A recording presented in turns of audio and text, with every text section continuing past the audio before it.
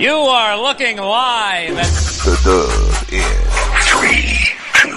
One for the money, two for the show. Three, get ready, four to let go. Talking that talk is all that we don't. It's football time, we ready to roll. We bringing the coaches close to the fans. Answering questions now from the stands. D1 players with offers in hand. From DF Dubs, the best in the land. Hey, 6 ain't be coming to play like 8. 5 ain't be coming to play like 8. 4 and 3 ain't be coming like 8. Private schools be making it 8. Cool in the game, Bad and Brian doing our thing. Weird and Jeremy ready to swing. Oh, I forgot it's a card to come.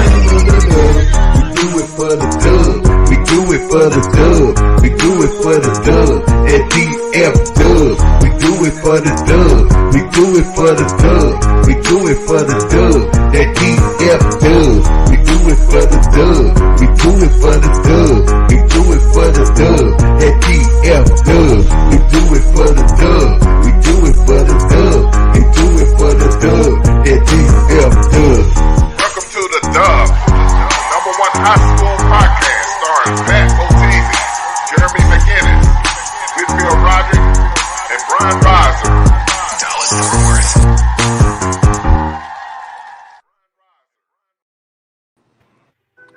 Yes, sir. If it ain't live, it ain't me. It's your boy Bo. It's going down. The Dub is in the building. No matter what they doing out there. I don't know what's going on, man. Tonight has been a crazy night trying to get the Dub on the air, but we ain't gonna let nothing stop us. We all the way up. It's going down. I'm your host, Pat Boteezy. Got a shout out to Mr. Will Carr. What it do? What up, baby? We're going to have a little mic difficulties over here. My mic acting like it's want to act up. So I think it's going to be a great night with all this foolishness going on. Bro, I'm telling you, the gremlins are out tonight, bro. It's a dang fool up in here, but we're going to make it do what it do. Wit, Swaggy, what it do? What it do, man? How y'all doing tonight, man? Everybody good, man? Hey, it's going to be a lovely show. No matter what happens, we're going to be a lovely show. You feel me? Everybody at home, y'all in for a show. No doubt, no doubt. We're missing the golden tones. I don't know what happened to J Mac, but J Mac will be back soon. Also, Preacher Man is not in the building. I don't know what happened to B Riser tonight, but he will not be on the show tonight. I'm sad about that, and it's gonna mess up the pick segment, but we might have to pick for him. How do we handle that? Oh, good idea, bro. I'm gonna have him send me his picks right now. Yeah, absolutely. Have him send you his picks while he's starting this new job. I got you. I'm doing it right now. Yes, sir. So to J Mac come, we're gonna kind of go through a few things. We got some special guests coming on tonight. Like I said, having a little technical difficulty. We're working with you, Coach Johnson, trying to get you into the show. Lincoln High School represented. They've been asking about being on the show, and not Coach Johnson, but the fans of Lincoln. So the fans of Lincoln been asking to be on the show, and we're gonna get them on the show tonight. So it's gonna be a Lincoln takeover. Hoping to get the coach from Spruce on the show. I think the head coach heard that he was gonna be on the Dub, so he made him coach a JV game tonight. I don't know, bro. Like, who coaches a JV game on Wednesday night? I was like, dang, bro. If you think about it, man, we have been a lot of bulletin board material, good and bad. So, you know what I mean? So the gift and the curse of the Dub is, you know, if we go against them, a lot of people are using that as motivation. So if you're a team that we go with, I know teams I go with, you know, they haven't been very successful. So I don't know if they're using us for motivation. The coach said he don't want no bulletin board material over here. He gonna keep flying under the radar over there at Spruce. So I don't know, man. Speaking of bulletin board material, I saw some bulletin board material up. I started to put it on the show, but I didn't talk to J Mac about it yet. But also we're gonna represent.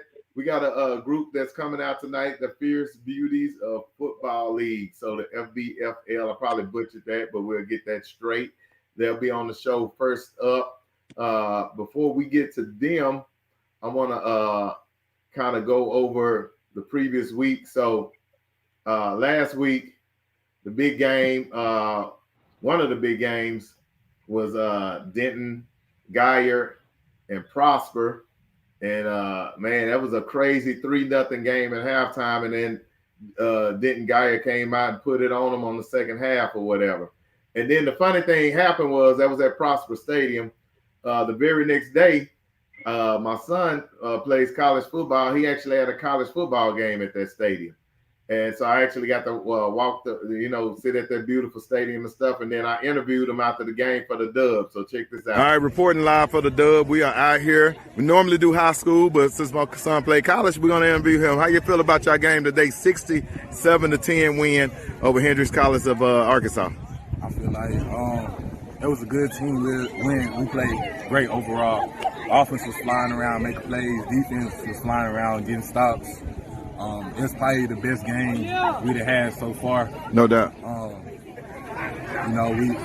We needed a game like this, and it feels good. We're going into conference, and now we're going into a conference game next week, and we got some momentum, and we're gonna run with it. No doubt. Six tackles today and stuff. How I feel? You had a nice little boom on the receiver coming down. How you feel about that? I feel good. I feel great just being out there, flying around. The more I play, the more comfortable I get. This is my first full season in college ball. I was hurt last year with an injury, so it just feels great to be back on the field. Good deal. Hey, give a shout out to the Dub real quick. Hey, shout out to the Dub, the #1 in the DFW. Yes, sir. Tell all them college high school kids, hey, this is where y'all want to be next year, playing college ball. It's going down. Reporting live from the Dub. I am Pat Botese. Yes, sir. All right. Yes, sir. So, hey, all these kids, Ivo, all you guys on here, that's where y'all want to be next year on them college campuses, playing them college games. They won a big game, 67-10, went 2-1 on the season. They're expected to challenge for the title against MB, who won the Natty last year on Division III. So, whether Division III, 2, 1, you still living the dream. Now, Carter, what's the name of this school now? Howard Payne University. Hey, okay. Shout out Howard Payne. Keep doing your thing.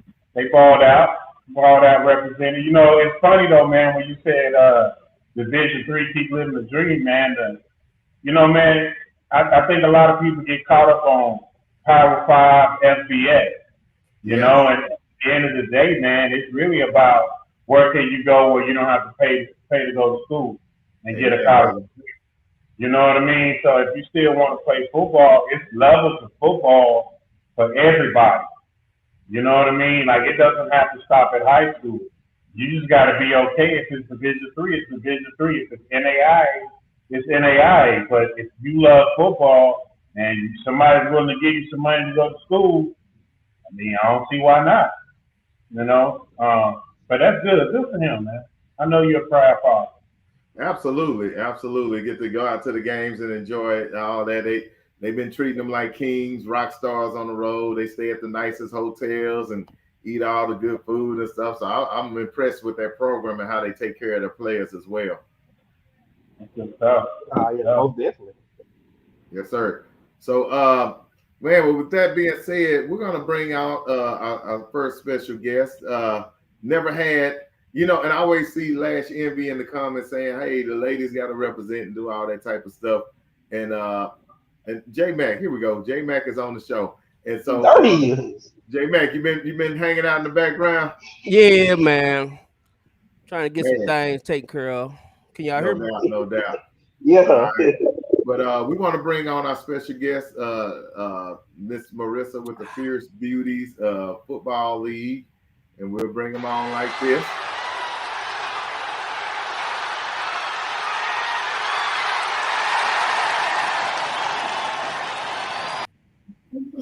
All right. Welcome to the Dub. Hello, ladies. All right. Hey. So, Hello, ladies. Hello, ladies. Now, Marissa is kind of really involved in the women's football movement and stuff. Also, a lot of fundraising and stuff like that. She reaches out to leagues and stuff and gets players from leagues and I'm gonna say what you did. I don't know if you still do this, but I know you used to do this and bring players out to like Cowboy Stadium and different places like that where they'll work for free, but then they'll have money paid back into the organization they're in so they can play for their organization for free. Y'all still do that? Yeah, I'm like, how you knew that? But yeah, we did that. Yeah, I know a lot of things. So yeah, that was something that I did last year or whatever. You had reached out to my brother, so Raymond. I don't know if you remember Raymond, Alfred, or whatever, but you reached out to him and our league, the Big 12, and you wanted to bring people, and it might have been Texas Select. I don't know if it was last year or the year before, but you want to bring kids out where they can come to Cowboy Stadium and other venues, work, make money to that'll go back towards their team fees and stuff like that. Yes, we did do that. Good deal. So I'm glad you guys still do that. You're very involved in youth sports, and then your newest venture. Tell us about your newest venture or whatever, because I didn't even know that y'all were doing this, and kind of tell us how it got started and what y'all doing with it going forward. Okay, so the organization is called Fierce Beauties Football League. I'm the founder of it. It stems from me actually playing when I was 8 years old and I moved to Texas. My uncle was a little league coach for Como Lions. So I asked him, Uncle, can I play football? He told me no. He made me cheerlead with my aunties and I hated it. I'm an athlete and I moved out here from Texas. So he really didn't know that I ball in everything I do. So I'm over here cheering with the pom-poms and everything, hated it. And then, I'm where I am now. I actually played tackle for about 8 years. Started out playing flag football at Texas Southern University. So I fell in love with the sport of football. And with me having these games, my nieces, she's my niece, Morgan. My niece Morgan, she's now 16. I have my little niece Kelsey, she's 6. They were watching my games and they kept asking me if they could play football. And it brought me back to the time where I wasn't allowed to play at their age. And I was like, you know what? You're going to play football. I'm going to make sure that you guys play football. So I created a league just for them to play in, Fierce Beauties Football League, which you see now. So our first major event we had in 2019, August of 2019 at Dunbar High School. It was very cool because my teammates at the time and my coach, they allowed us to move our practice from Austin to Dunbar High School. So it was women coaching little girls on how to play football. We had NFL players that was there. There was more in the back, watching us do what we do. They were like, you know what you're doing. Y'all know exactly what you're doing. We had Channel 8 News there. It was a blast. It was a ball. We had that event. We also had our event at the Cowboy Stadium, which I really wanted to have my girls experience going to the Cowboy Stadium because a lot of the times the girls get left at home while the daddies is bringing the sons to the Cowboy Stadium. And we want to see some football too. It doesn't stop. It doesn't stop when you have girls. We want to experience that too. So I made it a way to where my little girls can see that experience and where we actually paved the way because staff that was at the Cowboy Stadium was like, we never seen little girls playing flag football. We always see them cheerlead. So this was a good experience overall. So last year I created, besides just having the camps, I'm like, all right, we got enough girls. Let's go ahead and push this league. Let's see what it does. So my first event at South Hills High School, I called it Fierce Beauties versus Everybody. So it was a call out to all little league teams that was in the area. So we had boys teams coming against us. We had all girls team coming against us, and we held our own. And it was a great experience because you see your daughters out there playing against boys, but you worried. But until she's catching over somebody or intercepting the ball, you want to get close and really see what's going on. We actually also But one of the girls, we got her a scholarship. She's playing at an NAIA school that you mentioned about, college players. So we was able to do that for her as well. That is awesome. So this is that Texas Cowboy Stadium event. Yes. Exciting. I previewed it. My computer is acting really ridiculous, but yeah, I previewed all the videos. I'm hoping I can get them all played during the interview. Okay. All right. J Mac, Carr, which one of y'all got it while I'm messing around with the technical stuff? You said the Como Lions. I meant to say we had one of our guests, cornerback at North Crowley, said that's where he played Pee Wee at with the Como really? Lions. Yeah, little Caleb. Caleb. Yes, yeah. He that's where he from. Yeah, that's where his parents from. But yeah, the same. My mom and my mama's side of the family is from Como. So when we moved back to Texas, I was really, on that side of town heavy as a kid. Where y'all moved from? Where was you at first? So, military brat. My mom was in the Navy. I'm born in the Philippines, but I was living in Hawaii. And then from Hawaii, my mom retired, and that's where we moved to Texas. We moved to Texas when I was 8 years old. All right. So what position did you play? What was that? What position did you play? What position? I'm cornerback. Lockdown. Dion. Cornerback. Yeah. Wow. Okay. All right. So what's your favorite coverage? I'm assuming man is your favorite coverage. I love man. Okay. So how many touchdowns did you give up? How many touchdowns I gave up? Yeah. I ain't give up no touchdowns. Who out there is dogging you? I gotta see y'all my film. Huh? Uh-oh. Yeah. Because you just over here talking. We need to see if you just like that action for itself. Yeah. Hey, look. Bring the eye in the sky. Yeah. Seriously though, I'm a huge fan of women's football. Like huge fan. I had a youth program, and out of my 4 teams, 2 of my quarterbacks on 2 of my flag teams and my older teams were girls. Matter of fact, Jolie just had a birthday. I talked to her yesterday. I was like, "What up?" She was like, "What's up?" I was like, "You talked to?" She said, "Will." I said, "Hold on, little girl. Don't call me Will. We ain't like that." And she said, "What do you want me to do? Call you coach?" I said, "Yeah, I'm your coach forever."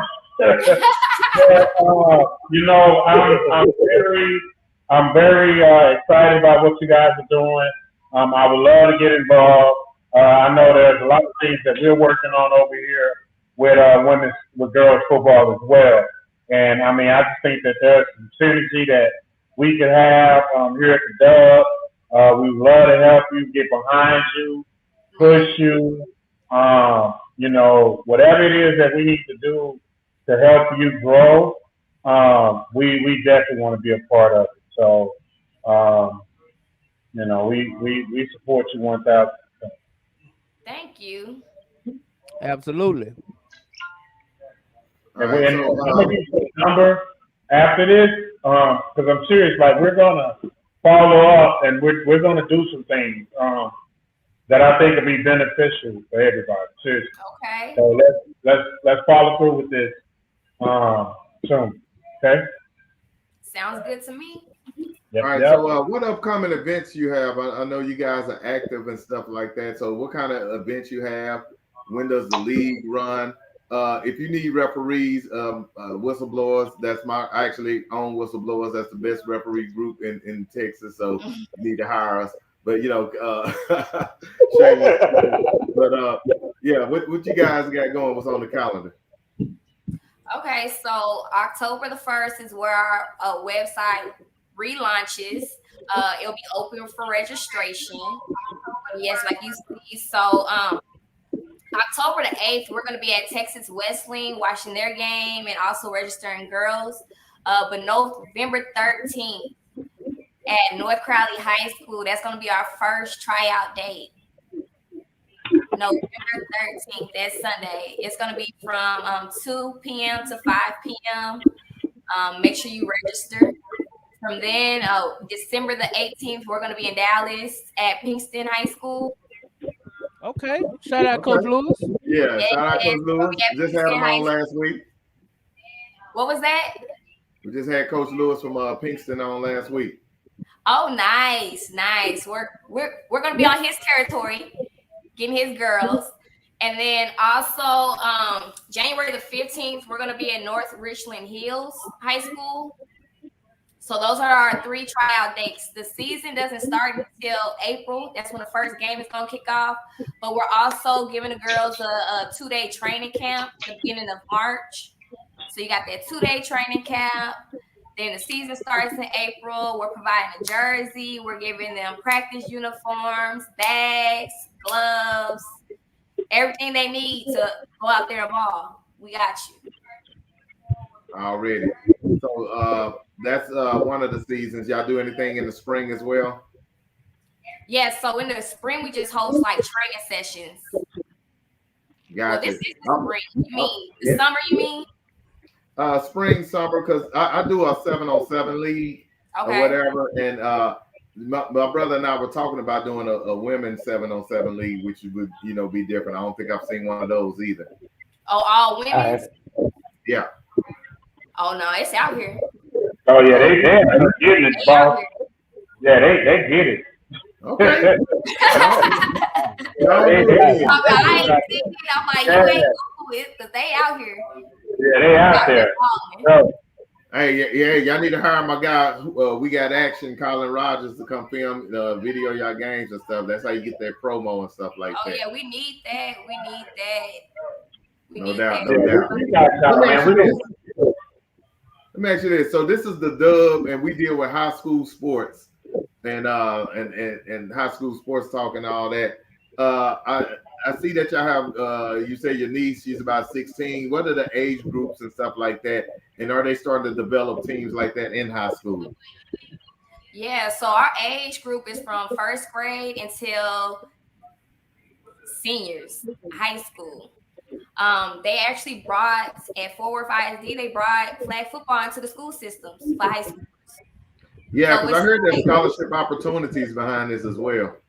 There is, because it's like 15 NAIA schools that's offering partial scholarships for these girls to play flag football. And see, here's the kicker about it, right? So when I was at the Pro Bowl, man, we said I had a chance to sit in this meeting. And in that meeting, we was talking about the future of football, like where's football going, where is it that we wanted to go. And women's football was huge. It was one of the biggest topics that we was talking about. And so when I went to the right before the Pro Bowl, it was a national championship game. At the Pro Bowl, I want to say the team from the Philippines won, not the Philippines. It was a Caribbean country. They won it, and it was huge. Yeah. So it made me start thinking about it because, like in college, I would let our kids coach the powder puff games, and those things be rocking, man. I mean, it is unbelievable how competitive those girls are, and they're really good athletes. And then to top it off, in the World Game, they just had flag 7-on-7 flag football for women. Mm-hmm. So once it gets introduced into the World Game, their ultimate goal is to take it to the Olympic Games. Once it becomes an Olympic sport, then Title IX steps in, and now it becomes a collegiate scholarship sport.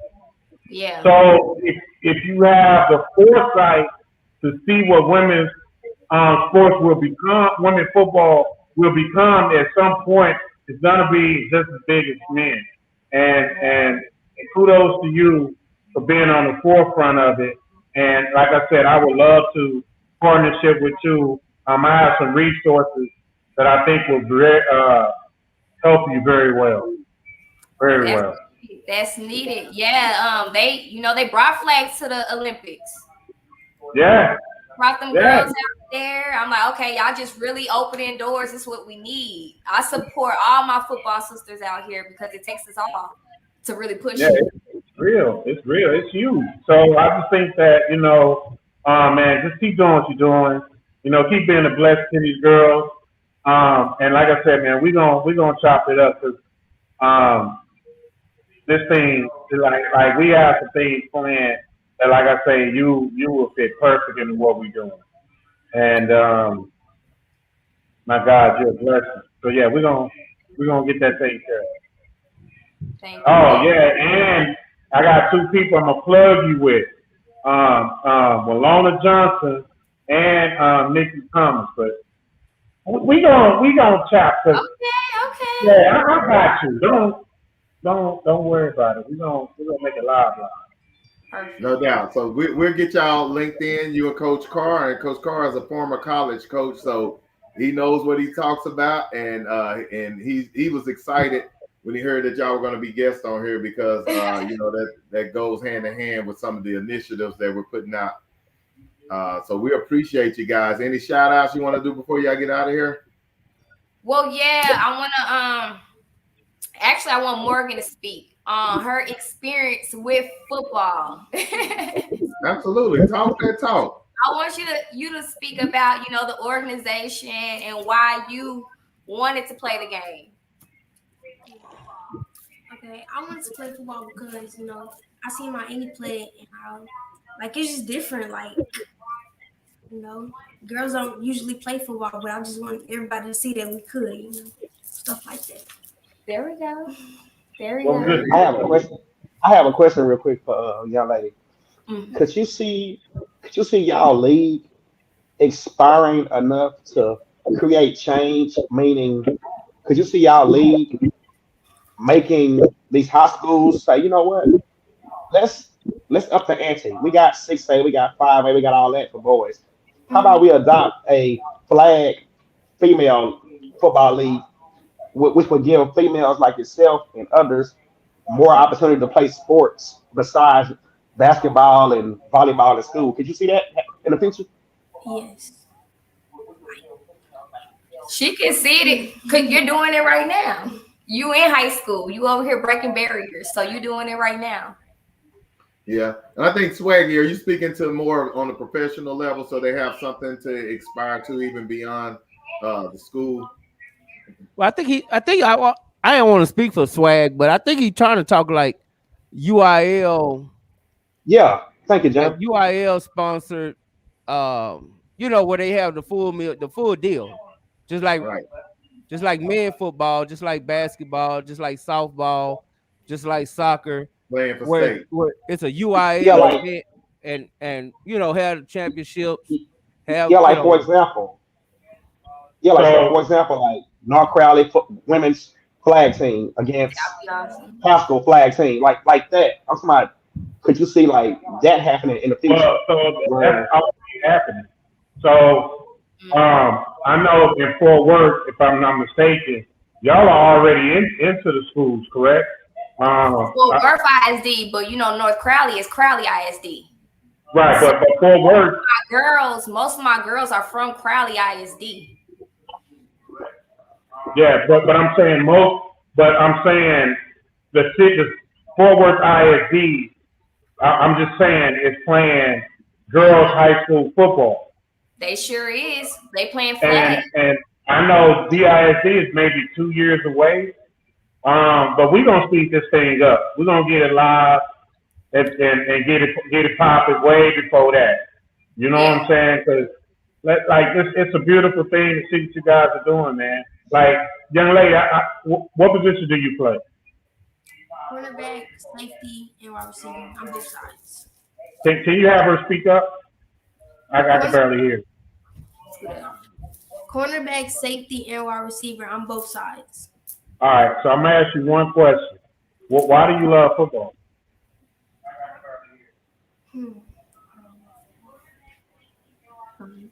It's fun. Just like it's better than anything else I've tried.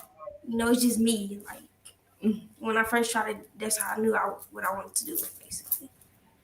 What about football have you learned that's the same as what you learn in life?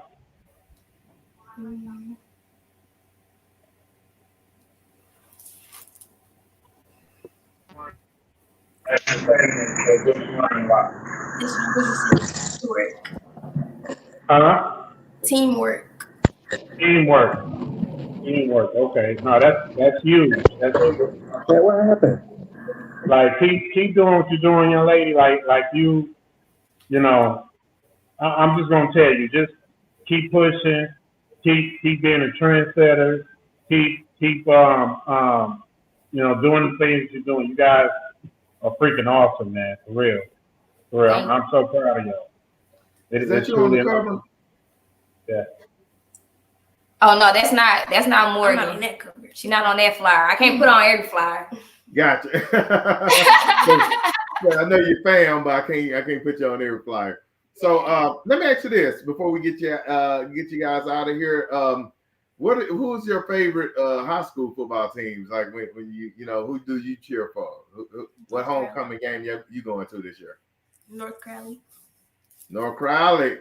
Okay, that's one of the Dubs' favorites or whatever. Coach Gates over there. So y'all do anything with Coach Gates and all that? Oh yeah, he's giving me. He the one, Yeah, he cool people. He's supporting the cause. No doubt. He definitely is. And that's a great football team to be a fan of this year for sure. Oh, yeah. You know what? We're going to have a couple of their players actually helping us with the tryouts. So, that's dope. Be involved. Shout out to North Crowley. Hey, real quick. Since North Crowley, that's my alumni. real quick. I just want to say one last thing to the young football. I just want you to know personally, remember one thing in life: you can do any and all things you want to do through Christ. Amen. Oh, the preacher came out tonight. I thought the preacher was off tonight.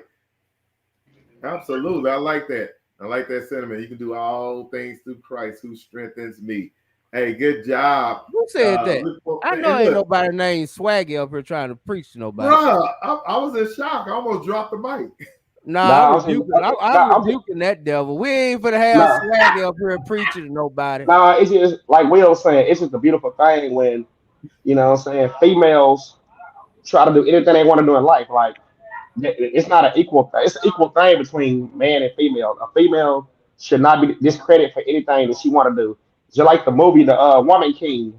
I don't know if y'all seen that yet. But exactly. So a woman can be king. A woman can be queen and king. So that's why I told this young lady, hey, you can do any and all things through Christ. Anything you want to do.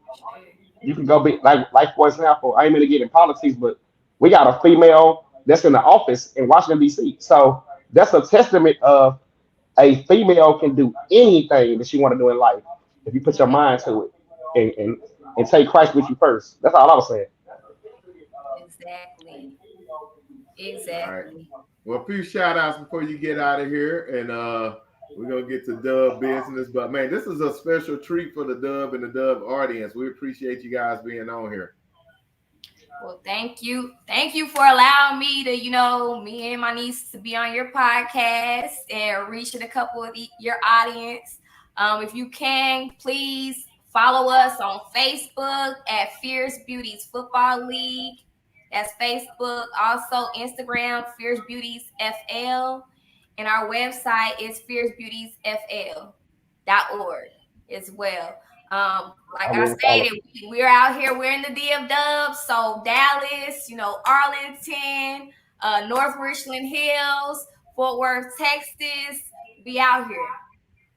We calling out all the ballers. We need the ballers. Where y'all at? Because we're here. Y'all have to get against the boys. Bring y'all talent over here with the girls. Already. And then, hey, when they play their games, I want y'all to make sure that y'all show up. Oh, didn't mean to put that there. Y'all show up and then make sure that where's my logo? There we go. That whistleblower. There it is. Game. Nice. Just make sure that whistleblowers is refereeing those games. All right, just a shameless plug. But with that being said, man, we appreciate y'all. Much success in the future to your endeavors and stuff like that. And we look forward to what you guys do. Y'all got any highlights and stuff? Make sure you always drop it into the show, and we'll definitely play some. I want to see some one-hand catches and some shutdown cornerback play. Got you. Y'all got all the coaches. I'm coming to coach. If you want to coach for real, yes, we need coaches. Oh, you know, before you go, let's go, Will. Before you go, there was did you play for a coach that used to coach with the Arlington Apaches? Coach, God, I can't even think of his name. Oh no. He wanted me to play with him. I never played with them. You never played with them. Okay, so you know what coach I'm talking about. Yeah, because I know they do the professional women's league. What's that? Arlington Impact? No, he was with the Arlington Apaches Youth League, but he also coaches a female adult female football league. And it's not a familiar though. I don't know. Yeah, I'm gonna look them up real quick, but they had the Super Bowl for them was in Canton, Ohio, and I just happened to be at the Hall of Fame that same weekend that they played their championship, and I was like, I'll be dang, they big time now. Oh yeah. Let me see. His name is Coach C. Strunk, Rodney C. Strunk. No. Okay. No, I don't know him. Okay, yeah, he coaches that league out there. But hey, we appreciate you being on the Dub.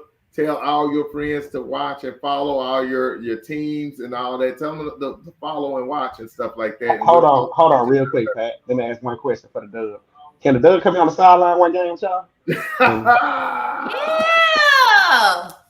I mean, the Dub want to be the first to interview the lady league. Yeah. Please come out. We do a whole show. We want to break barriers. We want to make history. Yeah. We do a whole show from the sideline. We'll get play and everything. Yeah, we want to make history. We can most definitely set that up. And it's funny because we do invade sidelines all the time. Like this, we always ask coaches on the show, can we go on the sideline and get passes and stuff? And these are some of the coaches that we've done it with. Oh, that's cute. I might need to create some sideline passes. we was in the opening of the new stadium out there. Yeah. Oh, were you? I haven't went there. I know she went to the game. Yeah, we everywhere. The Dub is everywhere. Check it out. Yeah, we're omnipresent. We everywhere. Well, hey, we appreciate y'all. We're gonna jump to a commercial break, and in the next hour, we're gonna do what the Dub do. Talk. All right, Long. Talk.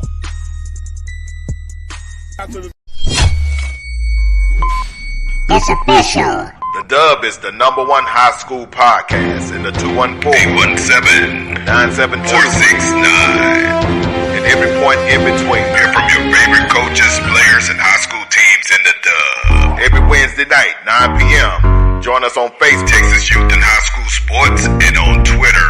And our new YouTube page, hosted by Whitfield Roderick, Brian Reiser, Pat Boteezy, and J Mac, only on the Dub.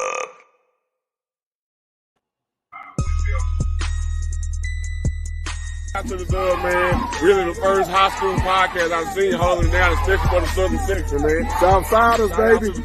Yes, sir. The tradition of Carter High School ain't left to the weak or the timid. We neither weak nor we timid. Hey, major shout out to the Dub podcast, man. I watch every episode. Love it. Done deal. Appreciate you, Coach.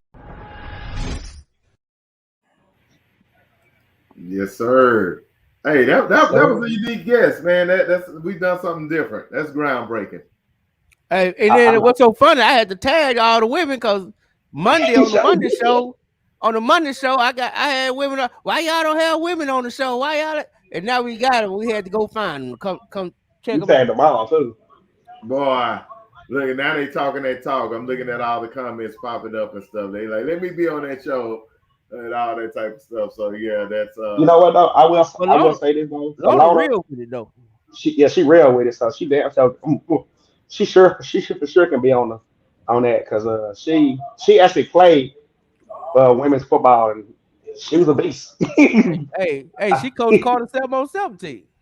Yeah. Oh, wow. Yeah, she real. She coached, like he said, she coached Carter 7-on-17. She out there with the best of them. Some of Carter athletes that you've seen come through Carter, That's on this show. That's her products. She's coached them. Matter of fact, she coached with Will when Will had the Oak Cliff Wolverines. She was the flag coach there. Oh wow. Yeah, you know. Lona be on it. She won a few. She ain't just fronting when she be, so we'll be. I talk football with the best of. No, Lona really. She really talk football with the best of. Like that's real. What she said. Hey, Pat, I didn't call Lona. I called Lona after a Carter game I with, and she can break down play by play by what happened, and I be on the phone like, man. Yeah, she ain't one of them females that just ask questions like that. A linebacker? Now she know what a linebacker is. Yeah, exactly. She the real one. Bro, you know what? I'm digging the red shirt, man. I gotta get my red shirt in, man. That red shirt, it look like a Carter shirt. Dude. Hey, maybe Skyline. It look like you wearing Skyline colors, but hey, tomorrow when we on the field tomorrow, I'm wearing the turquoise shirt. That joke is off the chain. Yes, sir. I love the turquoise and I love the red. I gotta get my red. Oh, tomorrow night is at where is that at? Wilma Hutchins? Carter colors. Yeah, it's it's the Hutch Pinkston. Pinkston. Absolutely. So man, we was talking earlier about the crazy game last week between Denton Geyer and Prosper. 3-0 at halftime. Looked like it was a throwback to the 1970s or something. But they came back and got them in that second half, man. I was impressed with their defense as well as the offense. Defense was stiff. I mean, like, I believe they allowed, less than 20 yards in the first half? It was just some absurd number like that.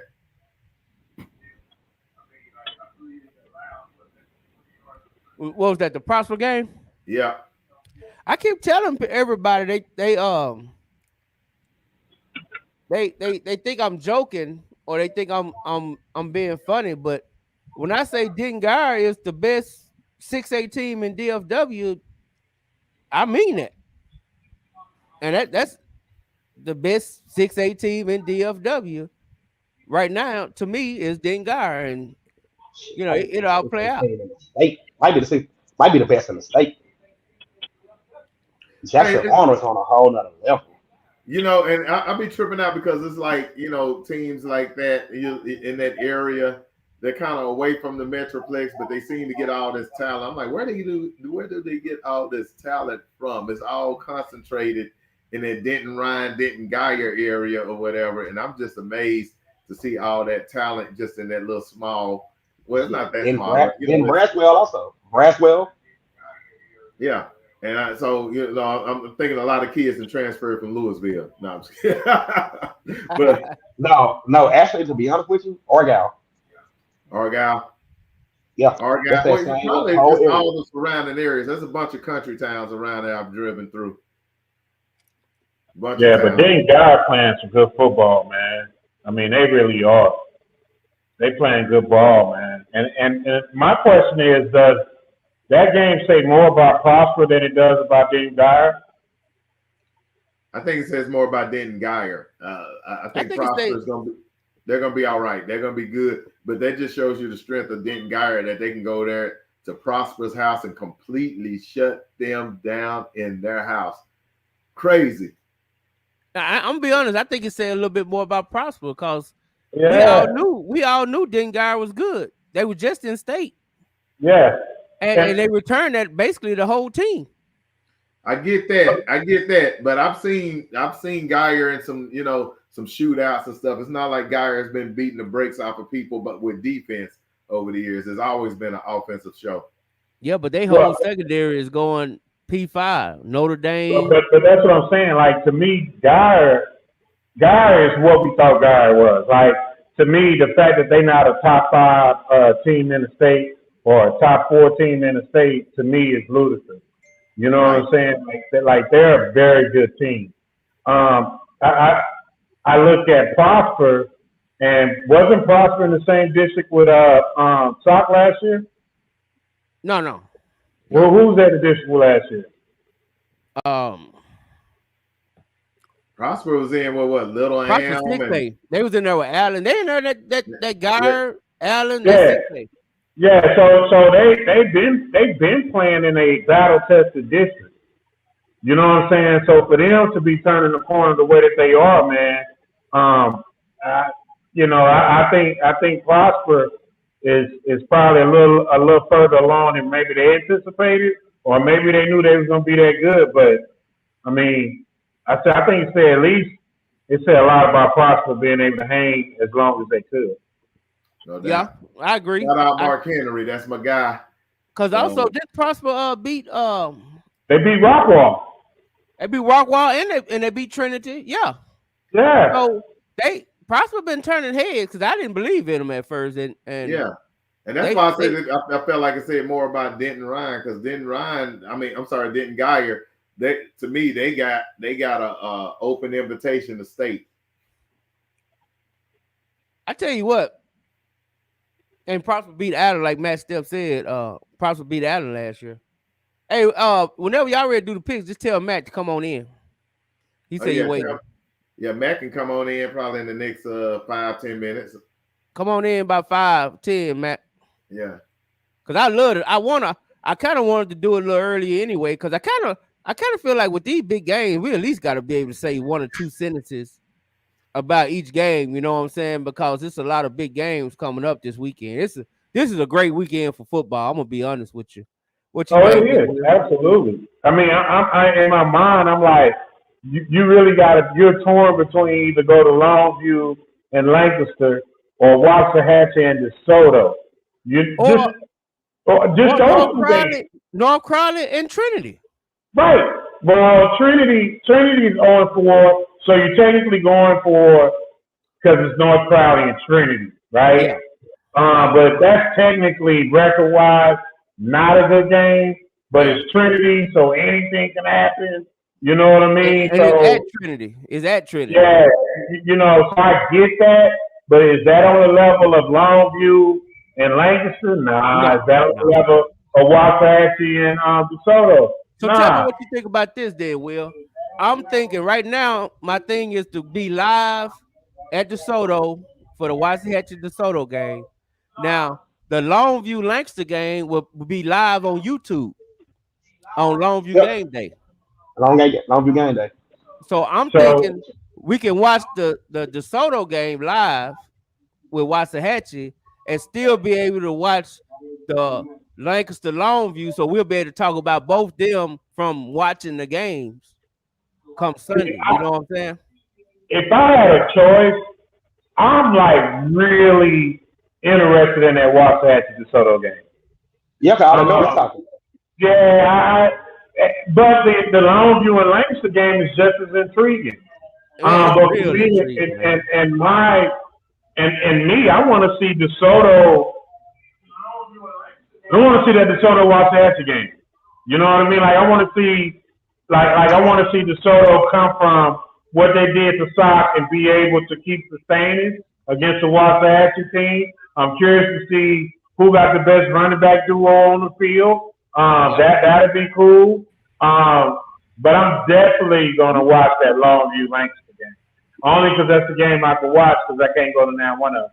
But it's fun, yeah, because you're gonna be taken out. But yeah, so I really think I think that and I'm really curious about Waxahachie because they got DeSoto and Duncanville back to back. So we're gonna find out, is it just a lot of internet talk or you really like that? We're gonna find out because hey, you don't do DeSoto, Duncanville back to back and come out of that like, you know what I'm saying? And come out of that, beating your chest unless you really, really like that. You know what I'm saying? So we're gonna find out. We're gonna find out if we really like that. What you think, man? Hey, what's up, fellas? How y'all doing? What's up, Matt? Hey, real quick, I'm looking at this camera and say this to Waxahachie Indian Nation, y'all. Hope y'all can hear me real good when I say this and looking at my face. Hey, don't y'all be like the movie, The Great White Hype. Have all that hype, all that fame, talk out of noise to them boys all year long. What y'all gonna do to them? Go to Eagle Stadium and get knocked out in the first round. Because, yeah. So. Well, your timing is impeccable. Your timing is impeccable. How you gonna bring that when we bring on the homie? How is that the analogy? You never seen that movie? Hey, I love that movie. That's one of my favorites. All I know is he thought they got knocked out. I'm just saying, I'm saying, Los Angeles don't go over there picking on the big bad wolf and get knocked out. So that's all I'm saying. Man, we sorry, man. We will give you your proper due, man. All good.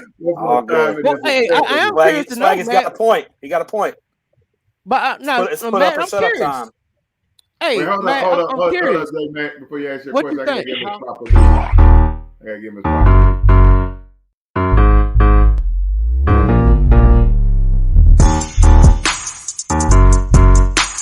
D1 players, DF Dub.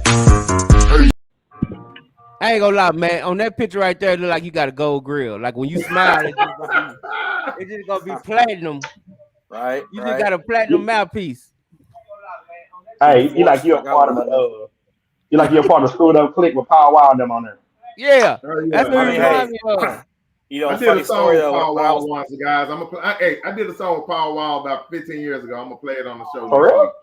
Yeah. When I played basketball in college, my suite mate lived next door to Michael Watts growing up in Rosewood. So oh man, yeah, I did a show with Michael Watts one year.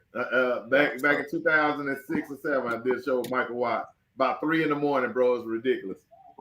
Yeah, I did a show with Michael Watts. I did a show with Michael Watts in Corsicana too. Shout out Michael Watts. Shout out Michael Watts. Matt, what's your opinion about that? About that back-to-back? Watts had you going DeSoto, Duncanville. They got a week off in between the district, so the whole district next week is off. So that helps a little bit, right? So they technically got them back to back, but they got a bye week right so in the middle there, September 30th. Yeah, so they'll it kind of breaks it up a little bit. I agree though. If they were going back to back, it would be tough because I got a feeling that the DeSoto game is gonna be physical, it's gonna be chippy, it's gonna be, people gonna come out of that game a little beat up, and you gotta turn around and play the biggest bully on the block in Duncanville in the district. So I think that bye week is gonna help a lot. Absolutely. Absolutely. And hey, what you think of Trinity North Crowley before we get to the pick? Are you gonna put the picks up, Pat, and I do it, or do I need to go put it up? I'm kind of working. Yeah, I'm gonna put them up. I'm working in the background trying to get Coach Johnson on. We're at Struggleville trying to get him on the show, but I'm trying. Yeah, he really want to get on, so he should hit me up. Hey man, I'll shout out to Coach Johnson, but tell Coach Johnson now. Yeah, we might have to bring him back next week, but yeah, it's a struggle. He said he stay out of the country somewhere. Feel free to catch me Sunday. We go long on Sundays. Yeah, long. Everybody got we had a church service on Sunday nights now. Y'all did. Hey, J-Mac, I'm glad you said something about Sundays. Guys, next Sunday, y'all might be without me because my Niners play. Do they? Who they play? They do. Broncos. Hey man, I'm gonna be honest, man. I took so much slack for missing Sunday. I ain't missing another Sunday.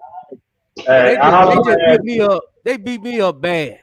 Well, we up gonna say smart. Go ahead. Well, I'm just curious, right? So we talk about the Mamba mentality, right? And so the Mamba mentality is, if I'm gonna go kick it, you know what I'm saying? If I'm gonna go kick it, I gotta be able to get up and go to work. Y'all be taking more days off work to go kick it. That's all I'm saying. That's not the Mamba mentality, Swag. All I'm saying I agree, is Coach. I'm with you, Coach. When we win 20-17 unexpectedly, we deserve a night off. Woo! Absolutely not. Absolutely not. You be the old team. You do not deserve a night off. And you probably should have went to practice. Right? Hey, you ain't finna get no coach to say anybody deserve a night. Not at all. You ain't finna get no coach to say that. Coach, we grinding. I got a 6 a.m. flight tomorrow morning, so I'm grinding right here. That's how hey, late. Man, sacrifice. He taking one for the team. Hey, we gotta get it on in. Oh, there you go. Coach Johnson. Get the job done. That's all. No, he is. Speaking of grinding, hey, how y'all doing? Lincoln High School finally in the building. Like this has been the hardest guest we have ever had to bring on. So I know he's gonna be good. Yeah, I hope so. Hey, Coach, we got probably, I'm not gonna lie, we probably got about a hard 10 minutes. So if we finally got you on the technical difficulty. What part of town you stay in? You say you're out in the country somewhere. I stay in Turl. Oh yeah, no wonder the internet stop working when you go past Forney. No, he got to go up there and feed that hamster on the roof. That hamster not working. Hey, shout out Lincoln Tigers. This is my wife's alma mater and stuff like that. So everybody that took that picture with that little tiger stripes in the background, they still got that up there. Every kid that took pictures. Yeah, it's still up there. It's still up there. My Lord. Yes. My wife took pictures there in the 90s, but I've seen everybody take a picture in that same thing. That's crazy. Oh, but, Coach, talk to us about the Lincoln program. You got a special player up there, and just kind of what's going on in the program. I know they had a hard loss against Carter last week. I wish I had. I'm gonna see if I can find the little stuff that Swaggy put together from that game. But kind of talk to us about the program. Well, this is my 4th year there. When I made it there, the biggest issue was getting kids back in the program because we were losing kids from Dade going to Skyline, South Oak Cliff, some to Madison. So my biggest goal was to populate the program with kids. And, in 3 years now, we've had a freshman and a JV and a varsity. And, it's one thing to have a freshman JV and a varsity, but to have a competitive freshman JV and a varsity is a big thing. So, and reaching down into the middle schools to Dade, making sure that they have a 7th grade team and an 8th grade team so that we can fill it all the way through. Now is bringing in, better players so that we can be more competitive and be able to compete with some of these schools that we play in the suburbs. And building a program is a little different than, reloading a program is a little different than building a program. And this is kind of like a middle ground. And what has happened is, in the past, we've lost so many kids.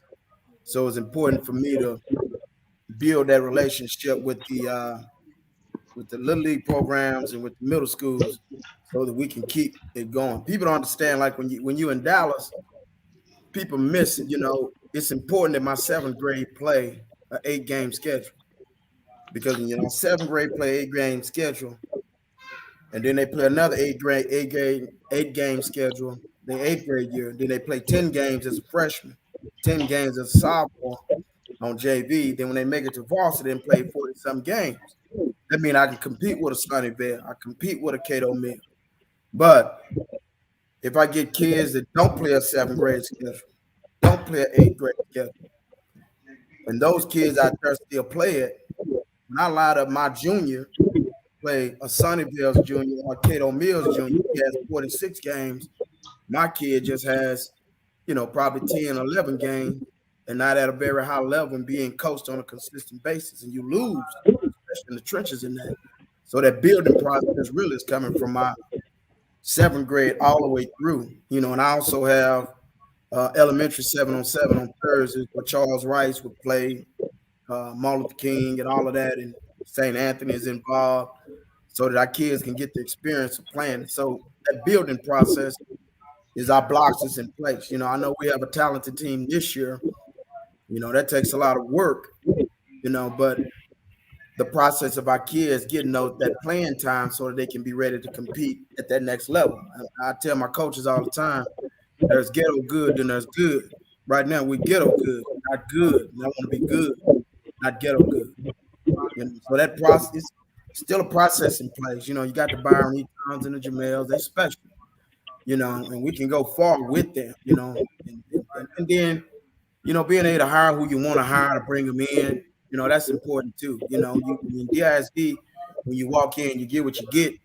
You got to try to maintain and coach your coaches. I don't even coach defense. I'm on my knees on the chalkboard writing up defensive plays Friday night. So, when you think about all of that, in DISD, when you start talking about building or restoring a program, you got to put all that into place to have those pieces in place, because it's not just talent, it's building a culture and building a support network from the fourth grade up, really second grade up, so that you can have a sustaining program that keeps working over and over and over again. But,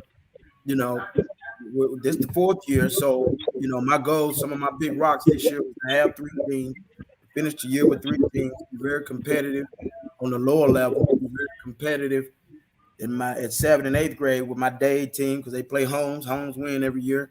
So I'm really focused on those things and getting to the playoffs and win that first playoff game this year. So, those rocks are in place. I still got to restore my coaching staff and get some things in place there also. I tell my coaches all the time, we're not going to be friends sitting in here losing football games. This is a business. And in a business, you got to produce to sit in the chair. I've been on staffs where we good friends and we don't meet the potential that we need to meet. And, my focus is kids, not trying to be friends with, I want to be good friends and respect everybody around me, but we can be respectful and nice away if you don't have the same passion that I have to try to win at the highest level that we can win at. So I see the growth, but it's going to take a little bit more to push us all the way through. But we're trying to fix things. That's some real talk. That's like the realest explanation that I've heard from a coach all year on, the building process. And I mean, you took it from the nuts and the bolts and the hammers and the nails, talking about the 7th and 8th grade and the amount of games they get versus a team when they get to that, sophomore, junior year, how many games they got on their belt. And that matters. It matters. That's why football is year round, basically. That's why you're practicing year round. That's why you're playing spring ball and all that. Your 7th and 8th graders don't get that advantage. I actually run a spring league for 7th and 8th graders just because of that reason. And then, like you said, if they're not getting those full amount of games on the junior high level, that does affect them. I'm looking at junior high schedules right now, even in the suburb schools, where they're starting 2 and 3 weeks later than they normally do. I just talked to a lady today that works for me. Her son started his first junior high game tonight. And I'm like, Jesus, we're almost at the end of September. And that means he's going to get about 4 or 5 games under his belt this year. That's it. Yeah. See, I do a 7-on-7. I try to do a 7-on-7 for my 1st through 3rd, and I do it 4th through 5th, and then I do it my 6th and 7th graders, and then I do a middle school tournament for DISD. Since I've been in Lincoln every year, where I give trophies and all that out. And people think I'm doing it for the money, but I'm not doing it for the money. I'm doing it because I want my babies, my 7th. See, I already know my 7th grade and 8th grade quarterbacks are a day just coming. So it's important for me to understand who those are so we can operate. People say, well, you can't win. You're going to lose Byron in another year. I'm ready for that. We're going to structure from the beginning, from back forth. And I tell my coaches, if you're going to coach for me, and you coach DBs, I want 2 cornerbacks on varsity. I want 4 cornerbacks on varsity, 4 cornerbacks on JV, 4 cornerbacks on freshman. And if you can't build those relationships and keep those kids within the program, and we sit down and we do personnel, and you tell me you don't have nobody, then you're not a coach. I don't care how much you know, because you got to have people to win. Samples told me a long time ago, you can be the smartest coach in the world, but you don't have no Jim and Joes. You just got a bunch of kids out there running around, trying to put a scheme in, and that Jim going to catch the ball over him all the time. So, it's important that, you have coaches, but those coaches have to build those relationships, not only with the kids, but with the community that's there, and with the Little League and with the middle school programs also. That's vital. If you're going to build. And if you're just going to have a team, you can collect a whole bunch of pieces and put them together and go have a good year. And then the next year you're struggling. I think a program says I can look on down the line and I know how my team going to be in the next 3 to 4 years. You know what, Coach? Hold on. I'm sorry, Pat. But Kyle Ward is in the chat. Coach Ward, defense coordinator over at SOC. and he was saying something about like, you know, one feeder school that's feeding 2 different schools. How do y'all do that? How do you even know that you got a quarterback coming? You know what I'm saying? If you got one junior high and 2 high schools, you know, feeding out of that. How do you go about that? I tell my coaches, hungry dogs eat, lazy dogs they starve.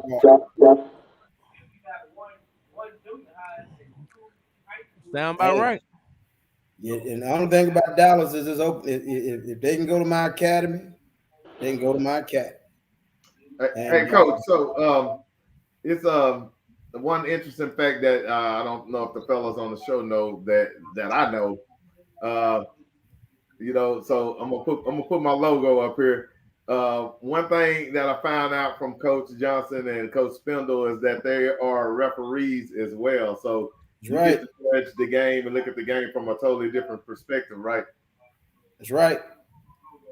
I mean, I'm in there. I'm a referee football games, baseball games. I'm gonna do middle school track meets. We're as visible as we possibly can be. We want our kids. And if you're not willing to work, it's gonna be difficult for you to live next door to me. I like it. I like the energy. All right, guys, y'all got it. I'm doing some technical stuff. Hey, Coach, what up, man? What's up? So I had I've been knowing you for a while, Coach. I mean, they used to call you Lil Randall. And I never knew that you and Big Randall had the same name. They kept saying Lil Randall. I'm like, no, ain't no Lil Randall, it's Big Randall. And then it was you. So, no, man, kudos to you, man. I've been seeing your grind, where you came from as position coach, coordinator, and then now you're in the seat, man, at your alma mater, man. So tell me how that feel, man, coming back home and rebuilding that program, man, to what it once was. Well, you know, it feels good because I'm at home. You know, the biggest thing is to do what you want to do, what you love to do. You know, I wake up every morning. I'm not going to work. I'm going to have fun. I'm going to make a difference. You know, and you know, there's nothing like that feeling every morning when I wake up, and every evening when I made it home late tonight. It's 10 o'clock. I walked in the door about 30 minutes ago. So, you know, it's nothing like that. So being there late and being there early, that's no problem to me. And just seeing and having the pride to say, you know, I want Lincoln to be the best program in the state of Texas. You know, I really mean that. And I have a great deal of pride of knowing this is what I want to do, you know. So it's no better feeling. I'm hog heaven right now. So after that game, you know, I got a chance to watch you guys play this year. And against Carter, first of all, what do you think about the running back at Carter? Oh, I said in the beginning, that number 24, that kid runs hard, finds the hole, good. He has good balance. One person's not going to hit him. When he hits the pile, he takes the pile in the other direction. Great speed, acceleration as he hits the hole. I mean, and don't slow down when he make cuts. He's special. Yeah, he's special, Coach. So in that game, man, I got a chance to watch you guys play. Coming out of that game, after watching film, what did you notice that you probably should have taken advantage of that you didn't, that you wish you would have if you had a chance to do it again? Offensive defense. Both. Defensively, we just didn't line up. We was out of alignment. We didn't spill. Our defensive ends didn't spill, and you know, the damn tackle was 360 by 6'4", but you know, still got to spill and send everything outside. I think defensive also, the alley guys, we didn't practice on open field tackling enough, so that the reps could be in there, we can make the tackles. You know, and we didn't. And on third down, instead of us taking away the seams, we were trying to take away the number one receiver, and we should have. You know, number one receiver that sits outside, number 1, 2, they was in doubles. We should have just took away the seams and made the quarterback make a more difficult throw. We didn't do that. Offensively, you know, I'm an offensive guy. Defense is alien to me, but I'm trying to get a good grasp of it, call as many people as I can. We're struggling on defense. You know, we've been at 50 points most games this year. We didn't run our RPOs, which we could have taken advantage with those alley guys that should have been coming in. If we used more RPOs, we could have got more people open in those holes. I think on the outside zone, they were sitting in the edge. We might should have ran inside zone a little bit more instead of trying to run outside zone because they were sitting there. And that goes with the RPOs also. If we run RPOs and make those guys make a decision, we have the people that can make the plays. We just need to do that. We could have changed snap counts up a little bit more to throw them off. And I think sometime our alignment was too tight, which brought the safeties a little closer than we should have had them. And those corners was down. I run a hide, we run stop routes. I tell my young offensive coordinator, we do what we do. And a lot of things that the number one play that we run, we didn't run it. We just didn't run it this week. And I think a lot of that is because I'm over there on the defense and I'm not on the headphones on the offense. So one of the things, man, what it sounds like is it's hard to coach and manage the game. It's very difficult to coach and manage the game. You call the plays? No, I don't call the plays. No, I don't. I'm a promoter, so I've had my share. Now I want to see young coaches do well, and I let my young coaches, my young offensive coordinators, and I have a very young staff that's kind of young and energetic, and they run it through me, but. I let them call their plays. Now, when things get out of hand, I jump in. Now, Friday, I just didn't jump in because I was so consumed trying to figure out what I'm going to do with this dang on defense. They just keep driving down the field until I can look at the film and get some help from up top. And they let me know that the only thing was we weren't squeezing and sitting everything outside. That was one thing that killed us. And then when it was time to throw, it was in the wrong coverage a lot of times. We set our safeties on the wrong side. They went to the other side. So, those things we need to do better. And we got to do a better job of preparing. And all that starts with me. I'm not going to blame nobody. I'm the head coach. Everything starts with me. So I got to put better structures in to ensure that we plan better and get things done. That's something that we reviewed Saturday and Sunday and things we've been going through this week to try to get better. But it's very difficult to manage a game. Call defense, be concerned.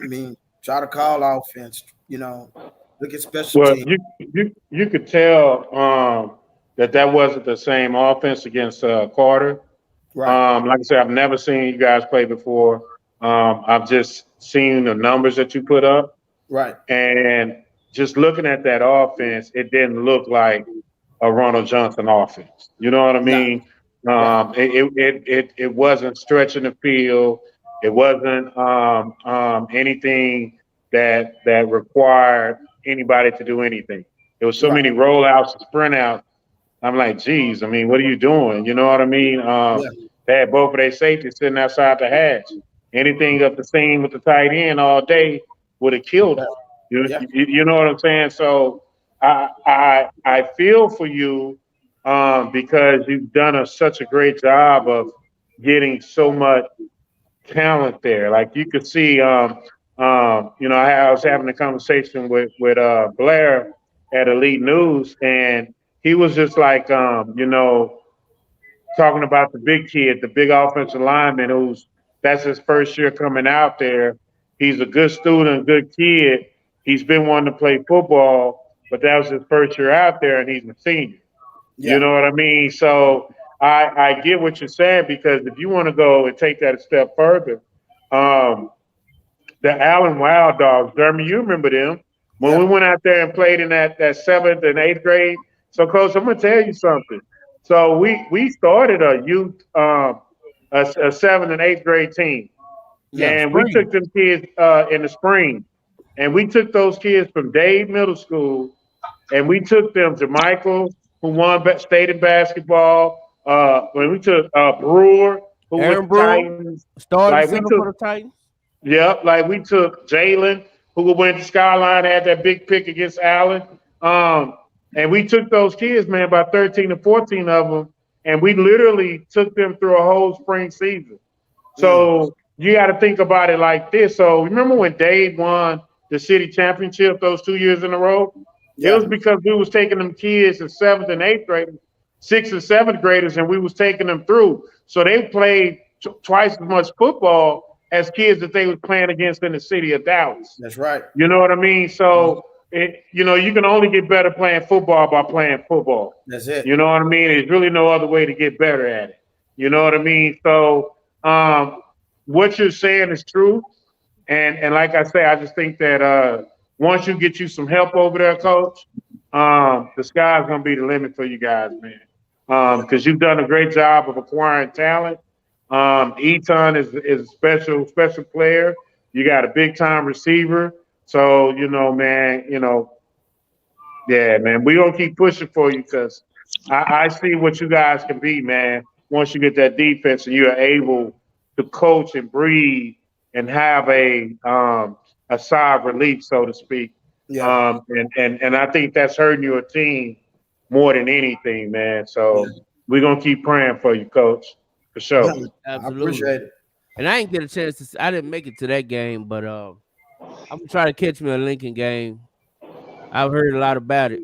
And well, I was surprised, though, because, you know, I was surprised the Carter game ended. I thought it would be closer. Yeah. But Coach, hold on, Jeremy. Coach, hold on, Jeremy. Hey, Coach, just for the record, though, real quick, we all picked y'all to win, but Jeremy. Yeah, I picked Carter. Yeah, Carter. I'm sorry. Absolutely, absolutely. All right, let me just say shout out to Spencer Gilbert, my dog. All right, let me just say this, my man. I told him I'm gonna keep playing until we beat him. I ain't gonna give up. We're gonna keep playing. And he's a good dude. We talk all the time, and he and I did a lot of 7-on-7 with Atwell and Carter all summer. So, you know, I respect Spence and I respect him for us to beat him too.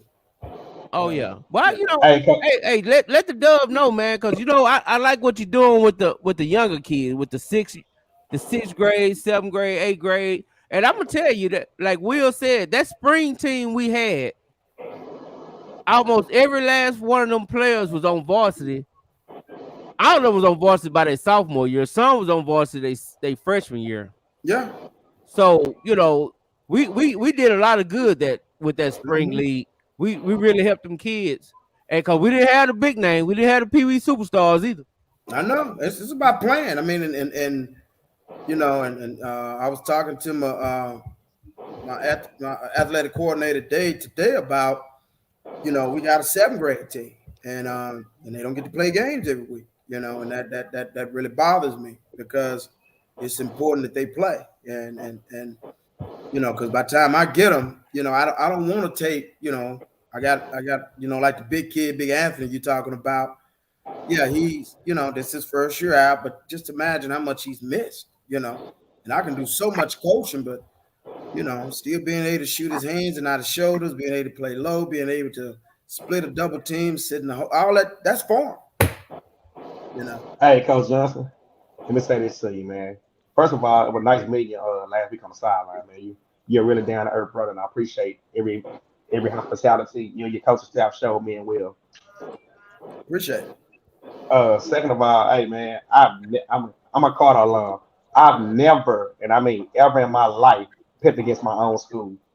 And when I say I have, J-Mac can tell you, when I say I have caught hell all week long, I've caught hell all week long. I know. Coach Gilbert himself hit me up yesterday and said, "Rod, I heard you picked against me." I said, "Yeah, Coach, I picked against you because I take so much heat on the show for always picking with you." But he was just like, "Wow." And I'm telling you, man, like everywhere I went, everybody been asking me, "You really pick Lincoln?" I'm like, "Yeah." I mean, I looked at Eton's stats from all 3 weeks and totaled them up. I was like, "Man, this dude averaging about like 200 yards a game, running, and like 400 passing." I'm like, I said, I'm gonna go with Lincoln this week. I'm gonna go with underdog on this one. Hey, but to say that is this. That game is in history. That game is out of there, over with, done with. Let's focus on this community team. Man, what you know about them? Good team. The schedule is strategically put together. You know, we wanted to play. You know, we wanted to play ODY because we wanted to. You know, they were pretty good. Went to the playoffs, 7-3 team last year. They were 5A. You know, Division I. So they were decent, and we wanted to play to see how we were. Then we wanted to, you know, we knew we had to play Madison, but we knew this was the year that we would beat Madison. We had no problems with that. Now that Alvarado team, it was looked wing T, and we wanted to go into those country towns like Nevada Community, Alvarado, to get our kids used to playing in those hostile environments. You know, and this is going to be a hostile environment. You know, they tough. They're wing T. They sitting everybody everywhere. And now our defense got to be on point. But for us to reach the goals that we've set in place, you know, we have to be able to play those kind of teams, and we have to be able to deal with those kind of environments. Got to be able to deal with referees. So it's important that we go down and compete and play real well to beat these guys. We should beat them, but we can't make the mistakes that we made. We got to run our offense. We got to do what we do and not go in and try to do things that we want to do that's not feasible for the athletes that we have in place. They have our all-state defensive tackle. They have got all-state free safety. And they played a pretty tough schedule themselves, you know. But if we go out and we compete and play the way we're supposed to play and not make mistakes that we've made, we should be fine. You know, and it's a reason for it. You know, we got to go down and play in those tough environments so that we can be ready when we make it to the playoffs. And then in my district, Cato Mills, Sunnyvale, you know, all those people, we got to play them. So you're ready to play them. And we could have, like I told my coaches, we could have set an easy schedule and been 4-0 right now and sitting pretty, you know. But, you know, I wanted to play these more competitive schedules to get us to a point where, you know, we're ready to compete. And I'm looking for the long term. And where it's going to put us in the end instead of just, you know, we good and we think we good. And like I said, it's ghetto good and good. So I want to be good. Yeah. Just say one more thing to you real quick. One more thing. In 2004, of course, you know, Coach Reginald Samples had the luxury of coaching Byron Eaton, which took him all the way to a state championship game. Lost on a heartbreaking field goal, man. That was sad. Here in 2022, and of course next year, how do you feel knowing that Coach Ronald Johnson is, you know, the coach of Eaton Jr.? Like, do you feel how do you feel about that? Like, and him as a player? Oh, he's a fantastic player. The things that he does is, you know, I tell my coaches sometimes we overcoach him. You know, sometimes just let athletes be athletes. It's pressure on both of us, you know, to be honest, you know, because, you know, he's a good player. And the thing is putting people around him so that we can be better. And the pressure is on. You know, I want to win a state championship. I want to go to state. I want Lincoln to reach the status that it needs to reach. I mean, I'm not running from that. I want to put it out there, put the pressure on me. I want to compete at the highest level. And with Byron Eaton, you know, we have that opportunity. He's a magical player. Just unfortunately, he don't play defense. But, you know. Put him on defense, coach. Safety. Put him on defense. You talking about what's Friday Night Lights? Boosted Miles, you know. He don't play defense, coach. He don't play defense. Yeah, he played safety his freshman year. Yeah, there you go. He played his sophomore, junior, and senior too. Exactly. Hey, call him too. I mean, y'all like this ain't 6A ball. They can play both ways and not get tired. Yeah. Yeah. You know what I'm saying? Shout out also to Jamil Hardy, man. Shout out to that kid also. Yeah, he's a dog. He's special. Yeah, he's special. You know, so you know it's you know it's pressure. You know, you want to win it. You want to take Lincoln back to what it used to be, and that's a process. And I know that sometimes we're a little impatient, and I want to do it right now. But you know, the bricks have to be put in place. You know, and to be honest, You know, I predicted, you know, our quarterback was Michael Phillips, who's at North Forney now. He started when I came there, he was a freshman. I remember him. I said his senior year would be this year, we should go to the quarterfinals. And he turned senior year, we should win it. That's how I wanted to put it in place. And I'm not saying it's too late. You know, just we're gonna have to grind to get what we need to get. But you know, I thought we'd be on schedule by 5th year to be where I wanted to go. You know, so we still had that surrounding cast, and our freshmen and JV are loaded with a group of talented kids that's gonna really take us to the top eventually. But you know, there's a lot of things we need to do as coaches. Well, first thing I need to do as a coach to get my coaches in position and for us to be more successful. So what I know you finna do the picks, but before you get out of here, what are y'all doing? Because I was just having this conversation about the country teams. They always establish a program. Yeah. They have a system from the time you come out the womb till you hit the varsity field. Right. So of course we know in the city you can't necessarily plan it coming out the womb, but you can plan it at least from, you know, 9th grade or junior high. It's gotta be junior high. Well, if you could get junior high, I mean, I'm just gonna be, you know, I'm a realist. You know what I'm saying? In this day and age of the transfer portal, you know, you don't know who's coming. You don't know what junior kid coming and what ain't junior high kid coming, right? I mean, they could tell you they coming all you want, and you look up. I done seen situations where a kid went with a school the whole summer workouts and then go to the school. Well, signing day, first day of school. Yeah, right. I'm just saying, you know, that's the era we in. That's why I'm asking you, like, how do you establish your program? As far as once they get in there, is it really structured to get them better every day? It's structured, but you got to understand that Lincoln, you know, I love my administration to death, but we don't have athletics every day. And we don't get all our kids in athletics either. So what I have to do is we have athletics on Tuesdays and Thursdays. So what I have to do when the season is over with is I have to stay after school, and I have to make all my guys run track just to keep us involved. Because, you know, it's still in the city. Our kids, you know, it's a competition to be with you, to make some money or to stay there and get better. You know, so we fighting that too. But you really have to grind, man. And you say you don't know who you're getting. That's so true. You know, but that's why I lean on my coaches to make sure they build up, because it's about relationships.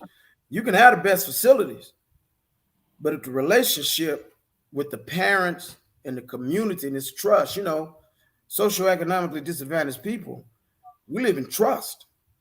Black folk, we got to trust you, and we got to have that relationship. You know, if I'm late for, if I got people and I might be late for work, you know, but if I had a relationship with my boss, he probably let me slide a little bit and he'll work a little hard, you know. But if I'm in a Caucasian situation, you got to be on time.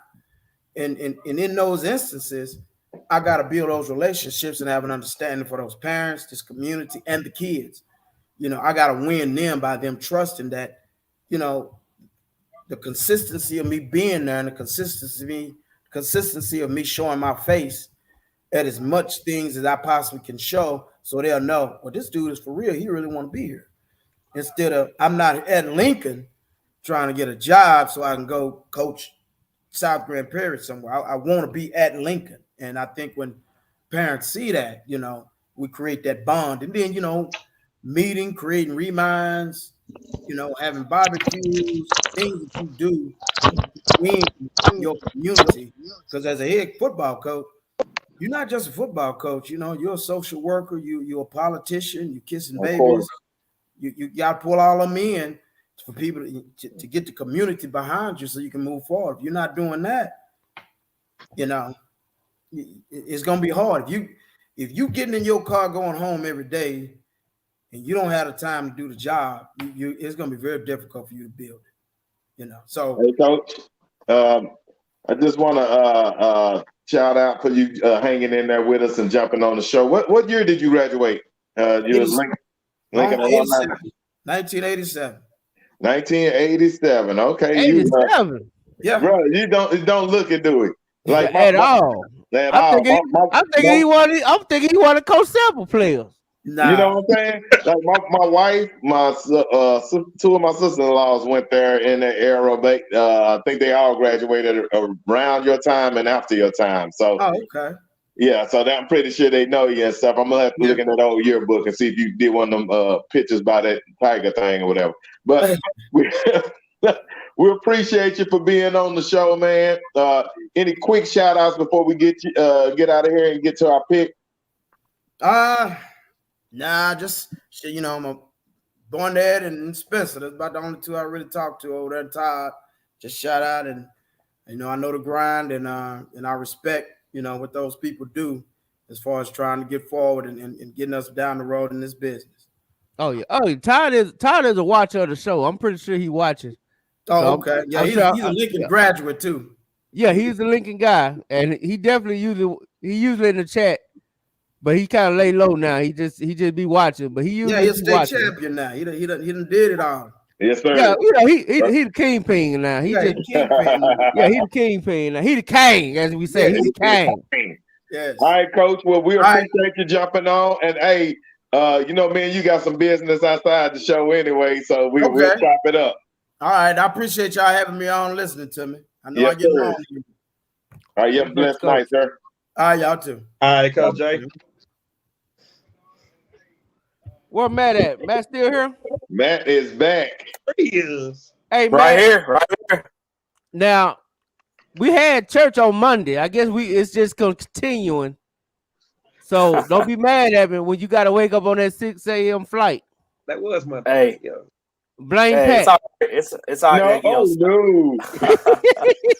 no, I gotta blame these long-winded questions that was going on. I'm like, boy, I checked out for a while. I had my computer went down and jump on the phone. That be Rob. Rob be like, one more thing. Say, Coach. And then he be looking like he about to make love to the camera. Say, Coach. Say.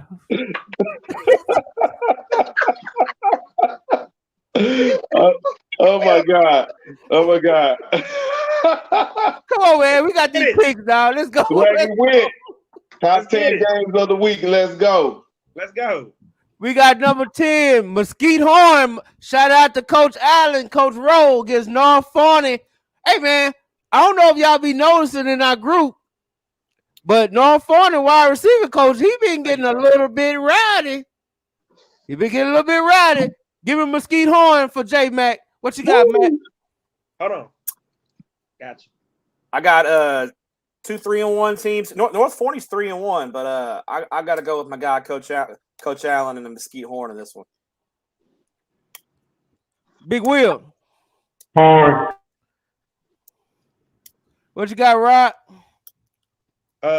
B. Rosa got Horn. Of course, Coach Allen. You said B. Rosa got Horn? Yeah.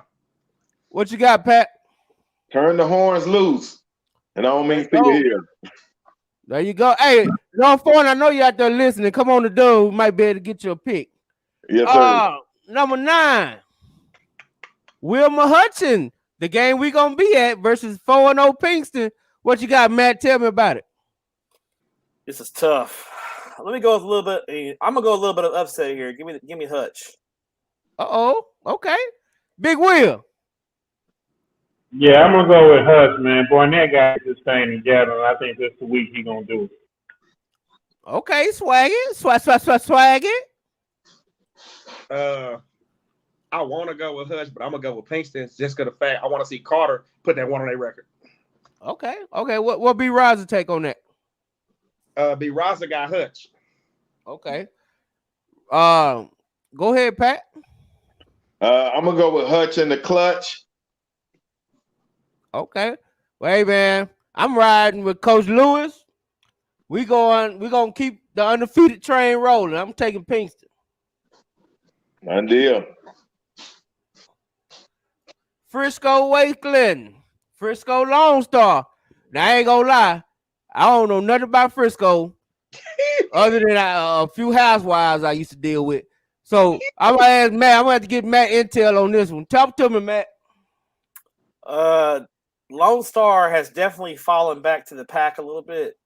Last couple of years, Lone Star has really dominated Frisco, fallen back to the pack a little bit. Wakeland beat Highland Park in the playoffs last year. They're no joke, but they're a little down this year. So I'm gonna go with Lone Star in a close one. Okay, Coach Carr. Last time I voted for Lone Star, they lost.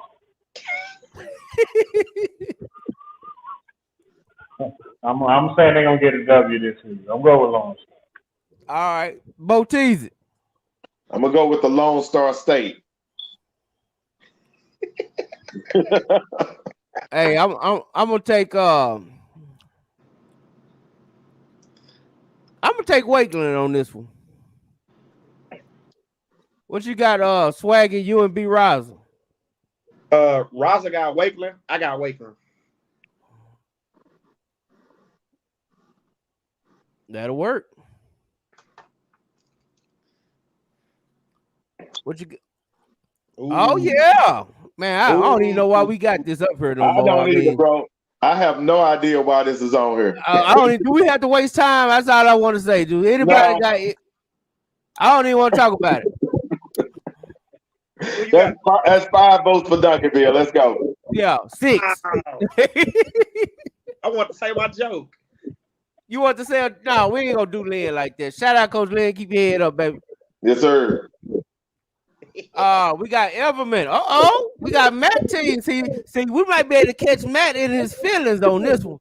We got Matt. Hold up. Before we do that, I literally forgot to do this, and it's got to be done, especially since we're on this pick. Y'all ready? Here we go.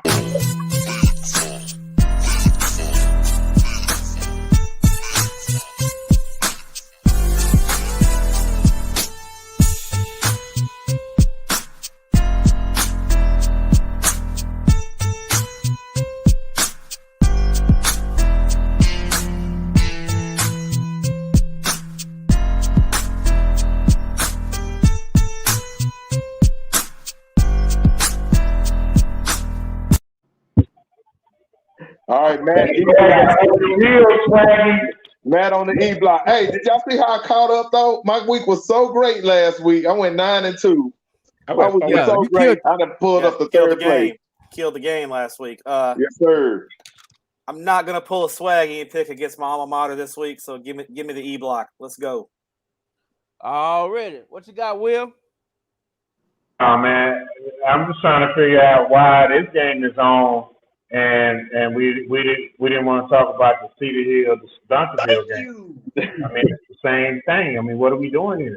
It is 1-0 in district, baby. They 1-0 in district. Now give me Evelyn, man. I'm just saying, you doing Sound Herald like that?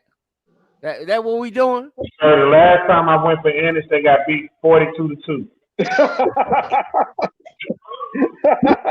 What you and B Riser got, baby? What you? Rob got Everman, but Swaggy Witt knows something about Ennis that nobody don't know. Ennis got a key player back this week, and he's been out for a minute. So give me them lines and Sam Hurl. Wow. Bo Teasy. E block. I'm gonna be honest, I don't want Snowman on my ass this week, so I'm gonna take Everman. There he is, Snowman. Hey, I need them turkey legs, dog. Snowman coming. Now, this is a pretty good one, man. I ain't gonna lie, this is a pretty good one.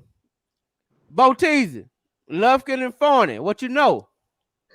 Shoot, boy, Lufkin took their lumps last week, so I'm gonna go with Forney. Swaggy, what you and B Riser got? B Riser got Forney, and I'm going with Lufkin. Okay. Well, all right, Big Will. I like Lufkin, But I like them Jackrabbits from Forney too, man.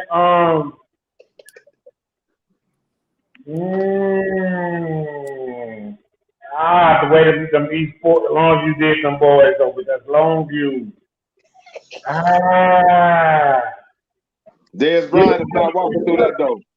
Give me Lufkin. Dez Bryant is not walking through that door. All right, Matt. Lufkin got whooped last week. They got drilled. I think they're gonna come back with a little something to prove this week, and they go to Forney and beat Forney. Okay. I'm gonna pick Forney only because I'm trying to get them players to come on the show. So I'm picking Forney. Already.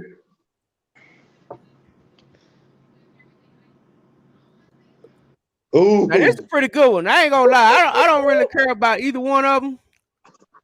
But I think this has got to be some kind of crosstown rival.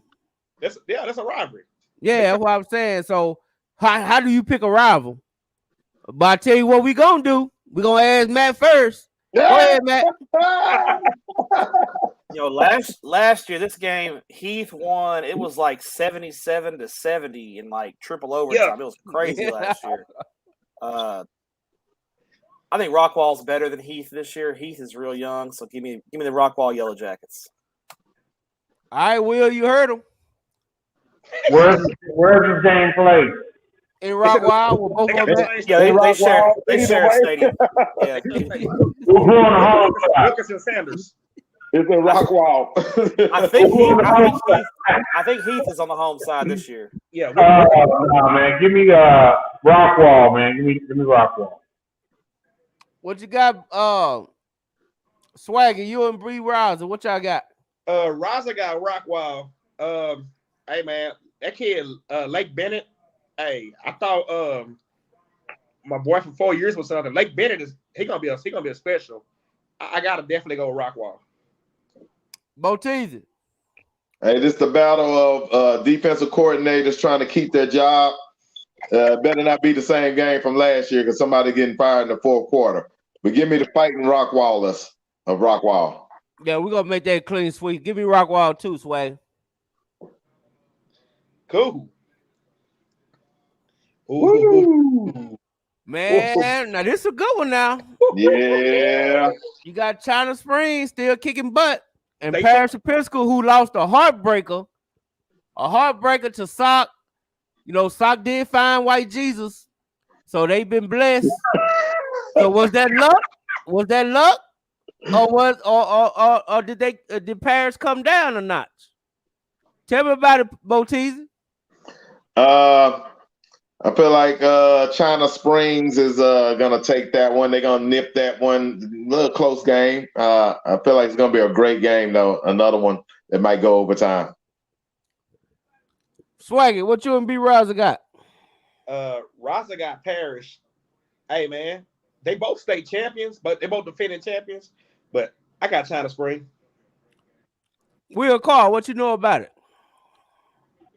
I've been reading about China Springs. They've been doing something special. And then you got a state champion in Parish Episcopal who lost a heartbreaker to Sock. Where's this game?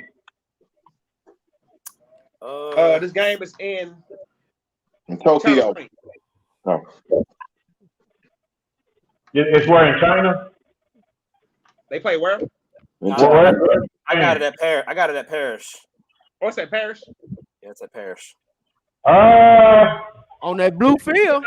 Give me China Springs, man. Gotcha. I'm gonna go. Man, I think Parish want to bounce back after that, man. They really, cause they had that game won by 2 touchdowns. I mean, no doubt. Give me Parish. Where did Swaggy go? I'll write it down. I'm right here. I'm writing it down. All right. We got the Dub. We got our own White Jesus. Come on, Matt. Parish. Give me Parish. Gotcha. See, if y'all notice, he agreed with me. So me and Matt, we on our way up, baby. Now we got our own Weebo versus Longview. Now this is the game right here. This the game. Somebody gonna be real quiet on the group. That's all I'm saying. Somebody gonna be real quiet. Pat Boteezy, what you got? I said a few weeks ago that the only other time I was gonna pick Lancaster to lose again in the regular season would be this game, Longview. I'm sorry. Hey, don't be mad at me, man. Y'all look, invite me on the sidelines again. Y'all be man. okay. You ain't coming to no barbecue in Langston no time soon. You know what I'm saying? So Muhammad, I got you, dog. I ain't predicting no scores though. What you got, Boteezy? I mean, Swaggy and you and Razzle. Hey, Brian got Longview. Hey, man, I got a bet going on somebody big, so y'all gotta come on with it, man, please. Okay, Coach Carl. So you want to let Matt go? That's fine. Do you want Matt to go first? I don't think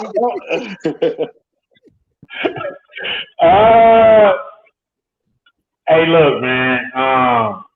This is gonna be a very good game. It's gonna be a hard game, but I think going down and playing in Longview, going and playing in that crowd with this team, playing the way that they are, and I mean, shoot, Lancaster playing good ball too. They just put 70 on a undefeated team. So, man, I'm gonna go with Longview, and I'm gonna feel sorry for Jesse on this, because if Jesse wins, not Longview, Jesse wins, people gonna catch hell. Yeah. If Jesse wins and DeSoto lose, like the group chat is gonna be. Hey, we're gonna lose about 500 members out the group in one day. Man, what you got, man? Man, coach is spot on here, man. I think playing in Longview, that's just different, man. It's one of them real home field advantages in Texas high school football. Lancaster's a really good team, and I think they may see Longview again in the playoffs, but going to Lobo Stadium, this is different. Give me Longview.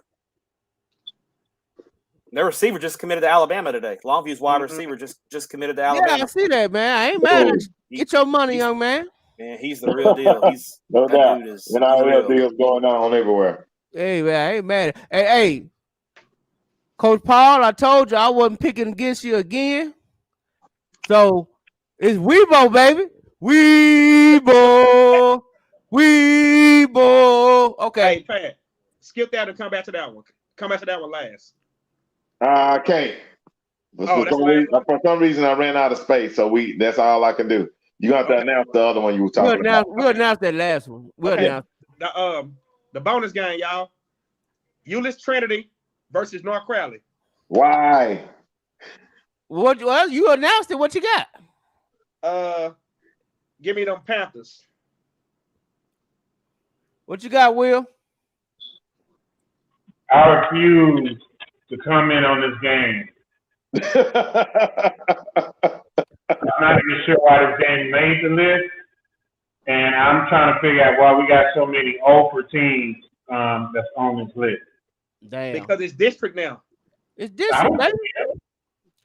Well, he don't care. That means North Crowley. What you got, Matt? Matt explain it to us, Matt. North Crowley. Got to go with the Panthers here. Trinity's a dangerous 0-4 team, and if North Crowley don't show up and play, Trinity's capable of beating them. But I think North Crowley will be ready for this one.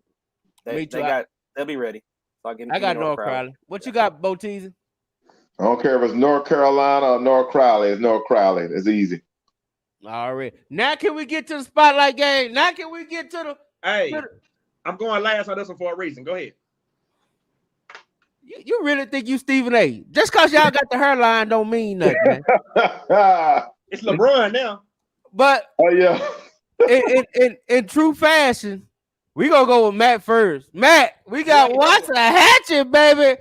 We got the tribe going against them Eagles. What you got? Man, this game, I know it's a lot of there's some legit bad blood on both sides in this game. Like, No doubt. There's some there's gonna be some noise talking. It's gonna be chippy. So whoever you can't, no stupid penalties, no dumb stuff, no mental mistakes. You got to keep your composure. This is a big game. It's gonna be a big game atmosphere. And I feel like with this game being at Eagle Stadium in DeSoto, I think that definitely benefits DeSoto here. I think the Eagles find a way. This is Waxahachie's first real big test. I mean, let's just keep it real. Waxahachie's 4 opponents are combined 2-14. DeSoto, they've played some good. Like we know Sock is really good, even though the record doesn't indicate it. And they obviously played that school from Baltimore, who is really, really good. So DeSoto has gone up against some really good people already. This is Waxahachie's first real test. So I'm going with Coach Mathis and the Eagles in this one. And I don't think that St. Augustine team have lost since they played DeSoto either. Yeah. So, I mean, This is Waxahachie's first time really jumping in some deep water. I think it'll be close. Ain't gonna be no blowout in this game. No. But I think DeSoto finds a way late to get a win. Okay, Will. Now you heard Coach Carl. You heard Matt. What you got? So I agree with everything Matt said. But what I also take into consideration is you playing a team with a chip on the shoulder. So whatever that game is played, whether it's in Waxahachie or whether it's in DeSoto or in the parking lot, it doesn't matter. You know what I'm saying? That's a kind of game where one team, as in Waxahachie, hasn't been to that level of a DeSoto. So this is a program changing game for them. Because I think this year they have just as many athletes on the field as DeSoto has. And I think, again, man, DeSoto is going to be hard to beat wherever you play them. I just noticed that St. Francis gave them problems because they couldn't stop the run. I'm going to go with Waxahachie, man. Boteezy. Speaking of chips on the shoulder, remember we had Coach Mathis here on week 1, and he had the big chip on the shoulder about this matchup against Waxahachie.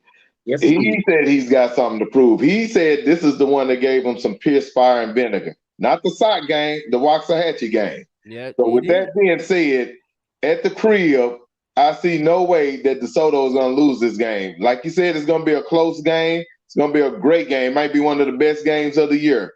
But DeSoto is going to pull this one out in the end.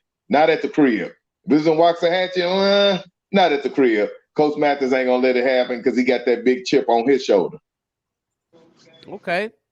Well, this is the way I look at it. I don't know if DeSoto got nuts. Ooh. I don't know.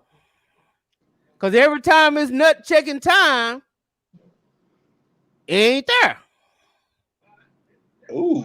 Now, I do feel Waxahachie is about to check. They about to check. So, we're going to find out Friday night about 10:30. We're going to be able to know if DeSoto got nuts or not. And I think they ain't going to have none. Give me Waxahachie. Oh, not so fast. Okay. B. Rosa got Waxahachie. Now, this is going to be fun. Woo. Okay. I chose to go last for a reason, y'all. Like somebody said earlier, this has been brewing not since last year. When we had Mathis on the show, beginning of the podcast, whatever. He pointed this game out, like Pat said. He was like, now that game there, it's personal. It ain't that sock game was, you know what I'm saying, just internet talk, but this one here is personal. So with that being said, man, hey, shout out to my little bros, Ivo, Jaden. Shout out to all of y'all, man. Like, for real. Y'all know I'm big fans of y'all. Me, a whole Dub fans of y'all. Well, man, at the end of the day,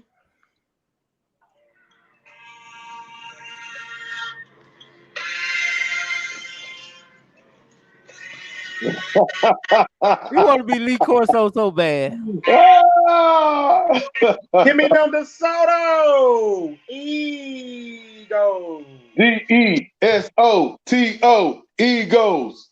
You hear that Eagle band? You hear that Eagle band? Now look, hey J Mac. I will say this: if DeSoto beat Waxahachie, I would give them a shot against Duncanville. J Mac. Y'all heard that Eagle band? He's soaking it up. He's soaking it up. Hey, what I will say is, man, the beautiful thing about this game is this is like a playoff game. Absolutely. So this district every week prepares you for by district. You know what I mean? So, you know, they all gonna make the playoffs. So I'm just curious and just pray for that. You know, everybody make it out healthy. But this is the type of game you love to play in as a player, man. Yeah. You know what I mean? Like this will get you like, yeah, like, you know, that feeling that you got in your stomach that I can't sleep the night before. You're waking up in the middle of the night. You can't wait to Friday to get here. You know what I mean? Like you thinking about everything. Man, this that game. Hey, Will, this that game tomorrow. The JV and freshman game is gonna be chippy. Yeah. Yeah. I mean, but here's the thing, though, too, man.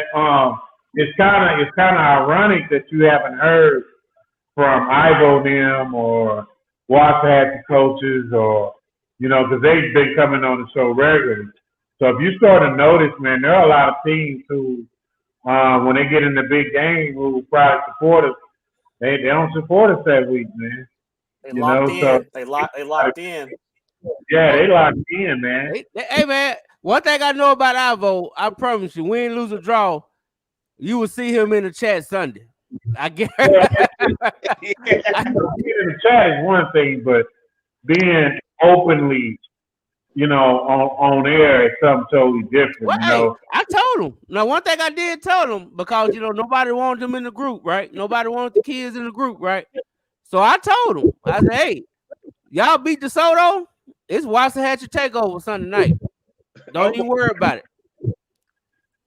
So, you know what I'm saying? Yeah, right. But I'm cool. I'm just saying, I'm just kind of like keeping their mindset right now, how Waxahachie is moving. You know what I'm saying? Like they don't cut all that off. Like they locked in. They locked in. DeSoto's not. You know what I'm saying? DeSoto don't. Oh, trust me, Matt just got them boys focused. Yeah, they always. You know. This game like this gets your attention. I think this is gonna be a hell of a game, bro, guys, for real. Like, yeah, I got to be there that day. I'm trying. I ain't gonna lie, man. To me, the biggest question, fellas, before we get out of here, the biggest question about this game is, fellas, are we gonna get the email for them sideline passes this week? Hey, I just put them in. I just literally put in for them right now. Matt, what you think, Matt? What's your call on? Coach Mathis texted me earlier today too. So you didn't put a word in for your boys? I didn't know you were going to that game until you to this now. You didn't tell me if you was going to Lancaster and Longview or not. Hey, Ronald McClain said no. Ronald, I'm going. Hey, it don't matter. See, one thing you don't understand, Ronald, I'm gonna be there. And whether I'm on the sideline in the stands, I still gonna talk about your ass. I promise you that. You would never stop that. That's one thing I can promise you. Whether I'm on the sidelines or in the stands, I'm gonna talk about your ass. As I can promise you that. Hey, Mathis, Matt, I heard Mathis told you can't come on the show no more. He didn't tell me that. I'm here. You Mathis didn't tell me that. You ain't getting any. Now I haven't requested any credentials to DeSoto in a while, but I mean, he told me that, so we'll see. Now, hey Matt, you gonna be there Friday? No, I'm flying. I'm going down to South Texas tomorrow, so I'll be in South Texas for a couple games down there. So Gotcha. Texas is a big state. Got to show everybody a little love. Absolutely. How do you end up covering when you miss out on big games like that? Do you just hit the coaches up, or you go back and watch film highlights, or how you do that? A little bit of both. Yeah, I'll try to watch a little huddle tape, call the coaches. I'll call the referees. I know a lot of the officials. I'll call them and just find out how teams look, that kind of thing. I mean, it's tough because Texas is, it's a big state, and got to try to hit it. I mean, I'm going to a big game tomorrow. It's just not in the Metroplex. So, what game is that? Edinburgh Vela and PSJ North, two 5A schools down in the Valley. Both of them undefeated, ranked in the top 10, top 15. Oh, wow. Top 15 in the computer polls. Not ranked in the top 10 in our poll at Dave Campbell's yet, but they're pretty good teams. Could win Region 4, so we'll go check that out. But yeah, I mean, like for DeSoto Waxahachie, obviously now that I know J-Mac's going to be there, I'll ask him what he thinks. I'll find out who refereed the game and find out a little bit from the refs. I'll call the coaches. I'll call coaches who are there scouting for other games and get a little take, and then I'll pull up. I'm gonna give you the trail, don't you, Mac? I'm gonna give you the trail. I know you will, so that's why I utilize all my sources. So that's kind of how I roll, especially on the big games, because you can't be in 20 places at once. You can only be at one game, so that's the hard part. But because I'm looking forward to it. Like even like DFW, I kind of rely on Dallas Morning News and I try to look up as many games as I can, stats and stuff like that, to try to get a feel for it. So I was just wondering how you did it too. Yeah, and I look at box scores too. I mean, box scores don't always tell the whole story. You can tell a little bit. You can tell the game flow and things like that. You can see if a team let off the gas in the fourth quarter or the third quarter, that kind of thing. Right. You start seeing different names in the box score, then teams are pulling their starters early, that kind of thing. But just try to utilize as many sources of information as possible. So no doubt, be good. Doubt. I'll be following it Thursday. I'll be following it Friday night for sure. So I'm looking forward to it. Hey, we all will, man. I appreciate. Hey, but we got to get you on and just have a match step. Explain yourself on these polls. We can't do it now, but we're gonna have a show. Oh yeah. Hey, I mean, in the comments. Explain yourself. That's one thing. I mean, you ain't got to agree with me, but I will explain my position. And hey, that's all I my take. Yeah. So I mean, we ain't got to agree. We can we can agree to disagree, but I try to explain my position as much as I can. And now it is a group thing, so I'm just one person's opinion on the Dave Campbell's poll. For example, this week I pushed hard for Lancaster to be ranked. I feel like at this point their resume is better than Alito's, but the other folks in the group that work with me, that they have equal voices just like me, and they felt like no one that was ranked did anything last week to get themselves unranked. And their point to their point was, if Lancaster beats Longview, they're going to be ranked no matter what. It don't matter. They got a chance to take care of business this week. So we'll see how it plays out in East Texas on Friday night. Well, I got a question. What kind of vote did you vote for North Crowley? North Crowley should be in the top 10 somewhere. I don't think they're a top 10 team, personally. I don't personally think North Crowley's top 25 just yet. I mean, I look at their schedule, and their best win is Lovejoy. And is Lovejoy really that good? I mean, that's the thing. So, I think North Crowley is on that. I would say I've got a list of about 5 teams that are kind of right there in the mix to get ranked in the top 25, and North Crowley is one of those 5. But I mean, you got to think in 6A to crack that top 10. I mean, you're talking North Shore, Westlake, Duncanville, Carroll, Katy, Geyer, Atascocita, Spring Westfield, I think Cibolo Steel. They definitely top 15, man. Man, it's 6A is so deep across the state. And there's so many good teams in Houston and so many good teams in Austin right this year. Austin has really got 4 or 5 really good teams as well. San Antonio's better this year.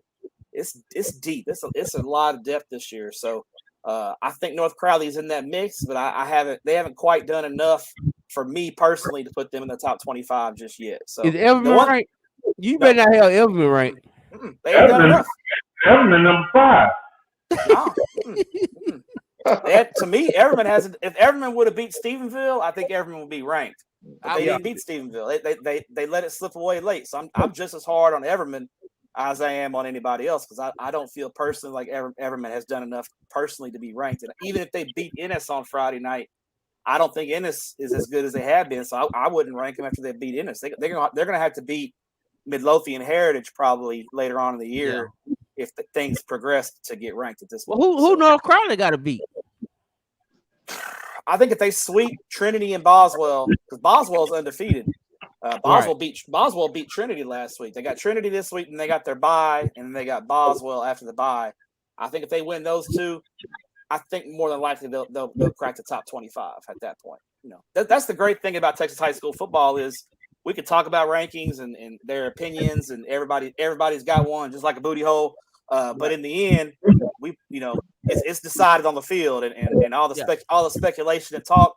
You know, you get to prove me right or prove me wrong on the field, and if you prove me wrong, I tip my hat and say, hey, I was wrong. Tip the hat and keep it moving.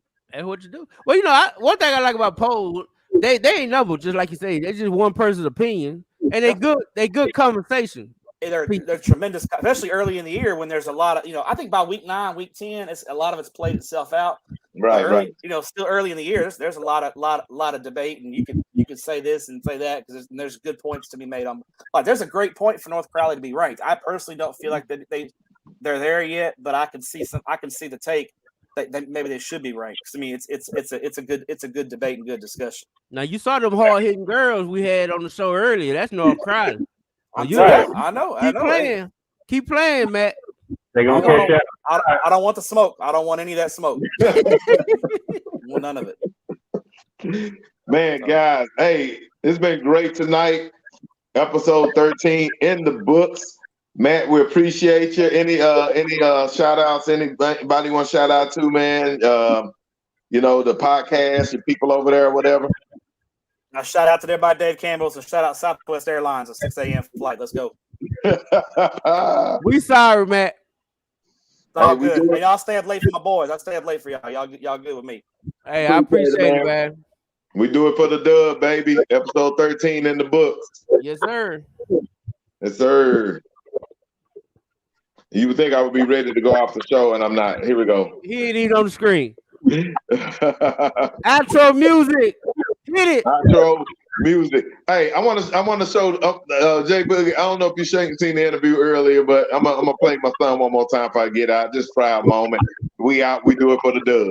All right, reporting live for the dub. We are out here. We normally do high school, but since my son played college, we're gonna interview him. How you feel about your game today? 67-10 win over Hendrix College of Arkansas.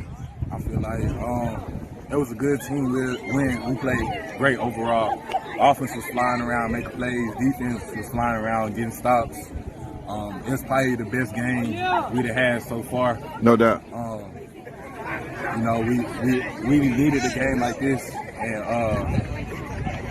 it feels good. We're going into conference, and now we're going into a conference game next week, and we got some momentum, and we're gonna run with it. No doubt. Six tackles today and stuff. How I feel? You had a nice little boom on the receiver coming down. How you feel about that? I feel good. I feel great just being out there, flying around. The more I play, the more comfortable I get. This is my first full season in the college ball. I was hurt last year with an injury, so it just feels great to be back on the field. Good deal. Hey, give a shout out to the dub real quick. Hey, shout out to the dub, the #1, and the DFW. Yes, sir. Tell all them college high school kids, hey, this is where y'all want to be next year. Playing